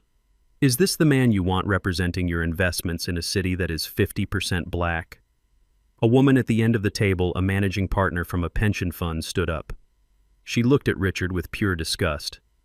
"This is unacceptable," she said. "We cannot be associated with this. The public backlash would destroy us." "I move for an immediate vote of no confidence," another board member shouted. Seconded came a voice from the back. Richard looked around the room. He saw the walls closing in. He saw his legacy crumbling under the weight of his own hate. It was a private conversation, he pleaded, holding his hands up. "I was tricked. He entrapped me. It was a confession, Richard," I said. "And now it is public record." Jensen stepped forward. He opened his briefcase again. He pulled out a red file this time. "Mr. Sterling Jensen," said, his voice devoid of sympathy. "The bylaws of this corporation are clear. Any executive who engages in conduct that brings disrepute to the company is subject to immediate termination with cause." Jensen looked at the board. all in favor of immediate termination and removal. Every hand went up, even the hands of the men Richard had played golf with for 20 years. They didn't look at him, they looked at the profits, and Richard was now a liability. "It is unanimous," Jensen said. "You are fired, Mr. Sterling." Richard collapsed into the nearest chair. He looked like a puppet whose strings had been cut. He stared at the table, unable to comprehend that 40 years of empire building had just vanished in 5 minutes. But we were not done. I signaled Jensen. "The financial matters," I said. Jensen nodded. He walked over to Richard and placed a document on the table in front of him. "Mr. Sterling, regarding the personal guarantee you signed with Phoenix Holdings." Richard looked up, his eyes glassy. "What about it?" he whispered. "Since you are now unemployed and the company's stock you pledged has plummeted due to the scandal," Jensen explained, "your collateral is insufficient to cover the $75 million debt." So Richard breathed. "So what happens?" "So we are exercising the acceleration clause," Jensen said. "We are calling the personal assets." Richard shook his head. "No, you can't. I need time. I can sell some art. I can sell the vacation home." "There is no time," Jensen said, cold as ice. "The seizure order was signed by a judge 10 minutes ago." Jensen started listing the items, ticking them off on his fingers. The estate in the Hamptons, seized. The penthouse apartment, seized. The private jet, seized.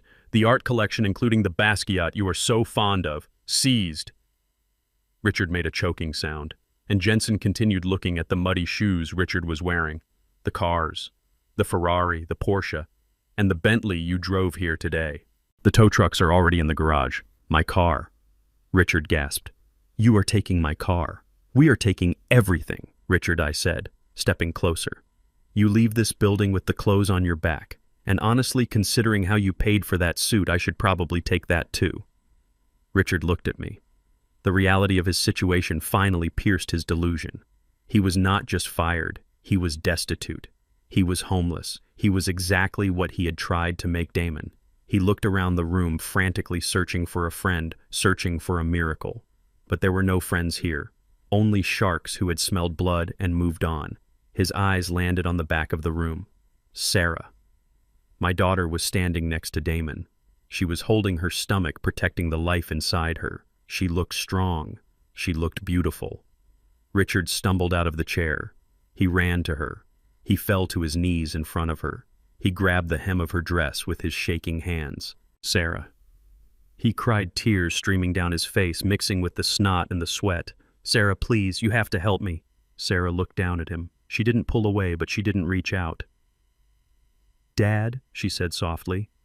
"Talk to him," Sarah Richard begged, pointing at me. "Talk to Caleb. He is your father-in-law. He will listen to you. Tell him to stop. Tell him to leave me the house. Just the house. I can't live on the street. I am Richard Sterling. I can't be poor." Sarah looked at the man kneeling before her. This was the man who had slapped her in the hospital. This was the man who had tried to force her to abort her child. This was the man who had called her husband trash. "You told me love doesn't pay the mortgage, Dad," Sarah said, her voice steady. "I was angry." Richard sobbed. "I didn't mean it. I did it for you. I wanted you to be safe. You wanted to sell me," Sarah corrected him. "You wanted to trade me for a check." "Please, Sarah," Richard wailed, burying his face in her skirt. "I am your father. Blood is thicker than water. You can't let them do this to me. I will change, I promise. I will be good to Damon. I will love the baby. Just save me." The room watched in silence. It was pathetic. The great tycoon reduced to a beggar. Sarah looked at Damon. Damon looked back at her. He didn't tell her what to do. He let her choose. Sarah looked back down at her father. She reached down and gently removed his hands from her dress. She took a step back, creating a distance that felt like miles. "You said the Bennett bloodline wasn't worthy," Sarah said. Richard looked up, hope flickering in his eyes. "I was wrong," he cried. "I was wrong about everything. They are worthy. They are kings. Just tell him, Sarah." Sarah shook her head. "No, Dad. You were right." Richard blinked, confused. "What?" "We aren't worthy of your world," Sarah said, "because your world is built on hate, and we don't live there anymore." She turned to me. "Caleb," she said, "do what you have to do."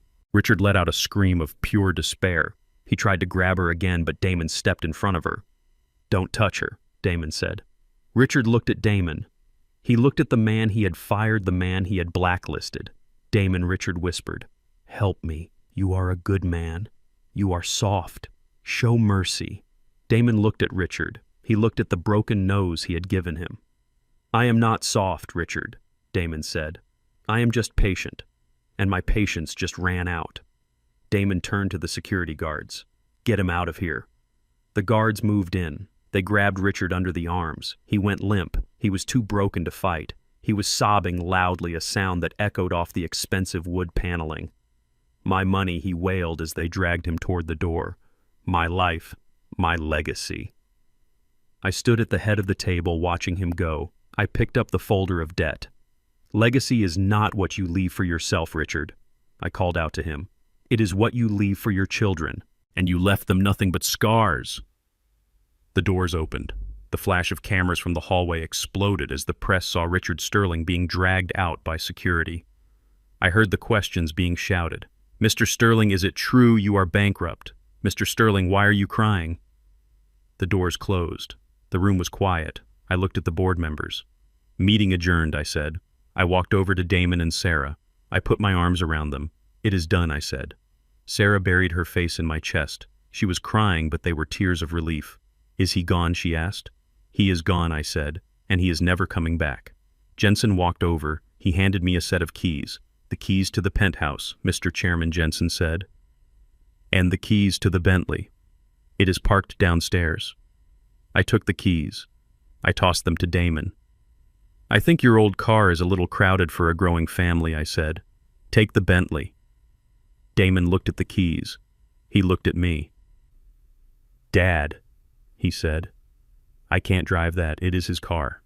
It is your car, son," I said. "We just need to get the mud off the tires." We walked out of the boardroom. We walked past the empty chair. We walked toward the elevator, not as survivors, but as conquerors. Richard Sterling was gone. But the Bennett bloodline was just getting started. Richard Sterling was on his knees. The man who had once commanded the skyline of the city was now reduced to a weeping mess on the carpet. His expensive suit was wrinkled, his face was swollen, and his dignity was gone. The board members had fled the room like rats abandoning a sinking ship, leaving only the security guards standing like statues by the door. And us, the Bennett family. Richard crawled towards Sarah. He looked like a man drowning, reaching for a piece of driftwood. "Sarah," he sobbed, reaching for her hand. "You cannot leave me like this. I am your father. I raised you. I gave you everything. The private schools, the horses, the vacations in Europe. Doesn't that mean anything to you?" Sarah looked down at him. Her face was pale, but her eyes were dry. She had shed all her tears in the hospital room the night he slapped her. "You gave me things," Dad, Sarah said, her voice trembling with a mixture of sadness and resolve. "You gave me objects, but you never gave me a choice." She took a step back, moving closer to Damon. She took Damon's hand, her fingers interlaced with his, locking together like iron. "You told me I had to choose," Sarah continued, looking Richard in the eye. "You stood in that hospital room while I was pregnant and terrified, and you told me I had to choose between my bloodline and my love. You told me that if I didn't divorce Damon, you would let him rot in prison."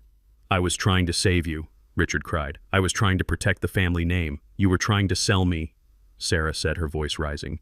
"You wanted to trade me to Mr. Henderson for a check. You wanted to trade your grandson for a merger. That isn't family, Dad. That is a transaction." She placed her other hand on her stomach, protecting the unborn child. "So I am making my choice," Sarah said. "You told me to choose between the Sterling blood and the Bennett blood." She looked at Damon. She looked at me. She looked at the men who stood by her when she had nothing. "I choose the Bennetts," she whispered. "I choose the family that doesn't put a price tag on love. I choose the family that would burn down the world to save me, not sell me to save a building." "Sarah." "No," Richard wailed, reaching out again. "Goodbye, Dad," Sarah said, turning away. "I hope the money was worth it." "Oh, wait. You don't have the money anymore either." She tugged on Damon's hand. "Let's go home," she said. Damon looked at Richard one last time. There was no anger left in his eyes, only pity. "You should have let us be." "Richard," Damon said softly. "We would have been happy with nothing. But you forced us to take everything." They walked toward the door. The security guards stepped aside, bowing their heads respectfully as the new owner's son and daughter-in-law passed. The heavy doors closed with a soft click, leaving a silence so profound it felt like the air had been sucked out of the room. It was just us now, Caleb Bennett and Richard Sterling, the predator and the prey. Except the roles had reversed so completely that Richard didn't even know how to breathe anymore. I walked slowly around the table. I ran my hand along the smooth mahogany. I stopped at the window, looking out at the city view that Richard had cherished so much. "It is a nice view, Richard," I said without turning around. "I can see why you fought so hard to keep it." Richard struggled to his feet. He used the chair to pull himself up. He was shaking. He wiped his face with his sleeve, smearing blood and snot across his cheek. He stared at my back. He stared at the cut of my suit. He stared at the confident way I held myself. "Who are you?" Richard whispered. His voice was broken, a raspy sound of total defeat. I turned around. I leaned against the windowsill, crossing my arms. "I am Caleb," I said. "No." Richard shook his head, violent tremors running through his body. "No, you are not. Caleb is a janitor. Caleb drives a rusted truck. Caleb lives in a shack with peeling paint. You are a monster." He took a step toward me, his eyes wide with confusion and madness. "Why?" he screamed. "Why did you do it? If you have this kind of money, if you are Phoenix Holdings, if you own banks and insurance companies, why did you live like that? Why did you pretend to be poor? Why did you scrub my floors?" He fell back against the table, sobbing. "You could have bought this company 10 years ago. You could have lived in a mansion. You tricked me. You set me up. Why, Caleb? Why?" I pushed myself off the windowsill. I walked toward him. I moved into his personal space until I was towering over him. Richard looked up at me, terrified. I leaned in close. I lowered my voice to a whisper that was louder than any scream. "Because, Richard," I said, "I wanted to know who my son married." Richard blinked, confusion clouding his eyes. What he breathed. "A rich man never knows who loves him," I said. "If I had driven a Bentley to your house 10 years ago, you would have welcomed Damon with open arms. You would have loved him, not for who he is, but for what he could give you. You would have let Sarah marry him, not for love, but for the merger." I took a step closer, backing him against the table. "I needed to know if your daughter loved my son or my wallet. I needed to know if my son was strong enough to survive without my money. And I needed to know what kind of man you really were when you thought nobody powerful was watching." I pointed at his chest. "You showed me, Richard. You showed me exactly who you are. You are a man who kicks people when they are down. You are a man who measures worth by the ounce of gold, not the ounce of character." "But the money," Richard stammered. "The janitor job." "Why?" I smiled. It was a cold, hard smile. "You call it dirty work," I said. "I call it reconnaissance. You ignored the janitor, Richard. You talked in front of me. You left documents on your desk. You threw financial statements in the trash." I leaned right into his ear. "You say my blood is dirty," I whispered. "You say I am not worthy to sit at your table. Well, Richard, you are right. I am a janitor." I paused, letting the words sink in. "And for 40 years I have been sweeping up your trash. I took every dollar you threw away. I took every opportunity you were too lazy to see. I took the scraps from your table and I built a kingdom." I grabbed him by the lapels of his ruined suit. I pulled him close. "You called my bloodline unwashed," I hissed. "Well, this unwashed blood just bought your entire life. I bought your house. I bought your car. I bought the chair you sit in. And I bought the right to throw you out of it." I shoved him back. He stumbled and fell hard onto the floor. He looked up at me. He saw the truth. He saw that his entire life had been a lie, and that the man he had despised was the architect of his destruction. He opened his mouth to speak, but no words came out, just a dry rattle of despair. I looked at the door. "Security," I called out. The doors opened instantly. Miller and his men marched in.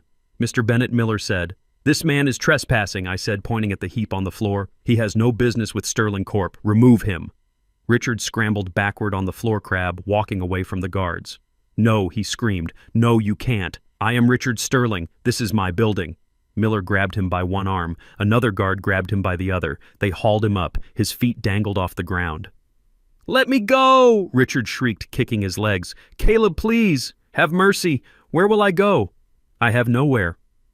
I walked back to the head of the table. I sat down in the leather chair. I picked up a file and opened it, not looking at him. "The park is nice this time of year, Richard," I said. "I hear the benches are very comfortable." Richard screamed as they dragged him toward the door. "You are a devil," he howled. "You are the devil." I didn't look up. "And you, Richard," I said softly. "You are unemployed." They dragged him out. I could hear his screams echoing down the hallway. I could hear him begging. I could hear him calling for his lawyer, calling for his mother, calling for anyone who would listen, but nobody was listening. They dragged him to the elevator. They took him down 50 floors. They dragged him through the marble lobby where he had once walked like a god. The employees watched. The receptionists watched. The press outside pressed their faces against the glass. They dragged him out the front doors. It was raining again, a cold gray drizzle. Miller threw him onto the wet pavement. He landed hard, splashing in a puddle. His suit was soaked. His face was bleeding. He looked up. He saw the towering glass structure of the skyline. He saw his name on the building, but he knew it would be gone by morning. A photographer flashed a picture, then another, then 100. Richard Sterling curled into a ball on the sidewalk and wept. He had no suitcases. He had no family. He had no dignity. Up in the penthouse, I stood by the window looking down. He was just a small speck on the sidewalk, a piece of debris that had been swept away. I turned away from the window. The room was quiet. The air was clean. I took out my old flip phone. I dialed a number. "Hello," came a voice on the other end. "It is done," I said. "Is he gone?" the voice asked. It was the zoning commissioner. "He is gone," I said. "Lift the stop work order. We start building again tomorrow." "Yes, Mr. Chairman." I hung up. I looked at the empty boardroom. It was big. It was grand. But Sarah was right. It was too small. I stood up. I had a dinner to get to. My family was waiting. And for the first time in 40 years, I didn't have to change out of my work clothes to sit at the head of the table. Because the suit was my work clothes now, and the work was finally finished. 3 months have passed since the storm broke over the Sterling Empire. The seasons have changed in Chicago. The biting cold rain of that terrible afternoon has given way to the golden warmth of early autumn. The leaves in Lincoln Park are turning amber and crimson, painting the city in colors of fire and change. I drove my old Ford truck down the familiar streets toward the city center. I could have taken the Bentley. I could have hired a driver. But I prefer the truck. It reminds me of who I am. It reminds me that the man in the Tom Ford suit is still the same man who scrubs his own fingernails at night. I pulled up to the building formerly known as the Sterling Tower. The signage has changed. The massive gold letters that once spelled out Richard's ego have been taken down. In their place is a new sign. Modest, clean, modern, Bennett Sterling Group. I walked into the lobby. The security guards nodded to me, not out of fear, but out of respect. I stopped to ask about their families. I asked Miller if his son made the varsity football team. He beamed and told me he did. Richard never knew Miller had a son. Richard never knew Miller had a name. I took the elevator up to the 50th floor. The atmosphere was different. The silence of fear was gone, replaced by the hum of productivity. People were working. They were talking. They were building. I walked into the corner office. The door was open. Richard always kept it closed. Damon was sitting at the desk. He looked different. The shadows under his eyes were gone, replaced by a clarity of purpose. He was on the phone reviewing blueprints for the restarted Skyline project. He was talking to a foreman, not barking orders, but asking questions. "We need to make sure the foundation is reinforced," he said. "I don't care if it costs more. I want this building to stand for 100 years. He looked up and saw me. He smiled. It was the smile of a man who has found his place in the world. "Hi, Dad," he said, hanging up the phone. "Hello, Mr. CEO," I replied, walking over to the window. The view was the same, but it felt different. It didn't feel like a kingdom anymore. It felt like a responsibility. Sarah walked in a moment later. She was showing now the baby bump visible beneath her dress. She was glowing. She was holding a stack of files. "We just approved the grant for the Inner City Housing Initiative," she said, dropping the files on the desk. "And the scholarship fund for architecture students from low-income neighborhoods is up and running. We named it the Caleb Bennett Scholarship." I felt a lump in my throat. "You didn't have to do that," I said. "Yes, we did," Sarah said, kissing my cheek. "We are turning this company inside out, Caleb. We are taking the money that Richard used to hoard and we are pumping it back into the veins of this city. We are washing the bloodline clean." I looked at them. My son, the architect of the future. My daughter-in-law, the architect of hope. They were doing things I never could. I was the warrior who conquered the castle. They were the rulers who would bring the peace. I have a meeting with the zoning board, Damon said, checking his watch. But are we still on for dinner Sunday? I wouldn't miss it, I said. I think Leo wants me to fix his toy truck. I left them to their work. My work there was done. The chair was filled by a better man than Richard and a younger man than me. I drove out of the city back toward the neighborhoods where the fences are chain link and the houses are small. I pulled up to the park, the same park where I had found them 3 months ago. I parked the truck and walked over to the bench. It was dry today. The sun was filtering through the trees, dappling the ground with light. Leo was there. He was running through a pile of leaves, laughing that pure, unadulterated laugh that only a 5-year-old possesses. He wasn't shivering. He wasn't scared. He was wearing a new jacket, and his shoes were sturdy. I sat down on the bench. The wood was warm against my back. I stretched out my legs. I took a deep breath of the crisp air. I closed my eyes. For the first time in 40 years, I didn't feel the weight of the secret. I didn't feel the need to hide. I didn't feel the pressure of the next move. The chess game was over. The king had fallen, and the pawns had been liberated. "Hey, Caleb." I opened my eyes. It was Mr. Johnson, an old neighbor from down the street. He was walking his dog. He stopped looking at me with a curious expression. I heard the rumors, he said, leaning on his cane. "People are saying your boy is running the big tower downtown now. People are saying you bought out the old owner. Is it true?" I nodded slowly. "It is true." Mr. Johnson whistled low and long. "Well, I will be damned. Did you win the lottery, Caleb? Is that how you did it? Did you hit the jackpot numbers?" I laughed. It was a deep rumble from my chest. I adjusted the brim of my old cap. "No lottery, Mr. Johnson," I said. "Just work." "Work?" Johnson asked. 40 years of work," I said. "I worked when I was tired. I worked when I was sick. I worked when people looked right through me. And I saved. And I waited. Waited for what Johnson asked. I looked at Leo chasing a squirrel near the swing set. "I waited for the right moment to invest," I said. Mr. Johnson nodded, though I don't think he fully understood. He tipped his hat and walked on. I watched him go. People always think it is a lottery. They think wealth is a lightning strike. They don't see the years of laying the copper wire to catch the electricity. They don't see the discipline. They don't see the sacrifice. I watched Leo trip and fall. He scraped his knee. For a second I tensed up, ready to run to him, but Leo didn't cry. He looked at his knee. He dusted off his hands, and he stood back up. He ran back into the fray. He had the Bennett resilience. I smiled. The bloodline was safe. It wasn't worthy because of a bank account. It wasn't worthy because of a building. It was worthy because it knew how to fall and how to rise. I leaned back on the bench. I was just an old man in a park. To the passerby, I was nobody. But inside, I was the richest man in the world. I had my son back. I had my dignity back.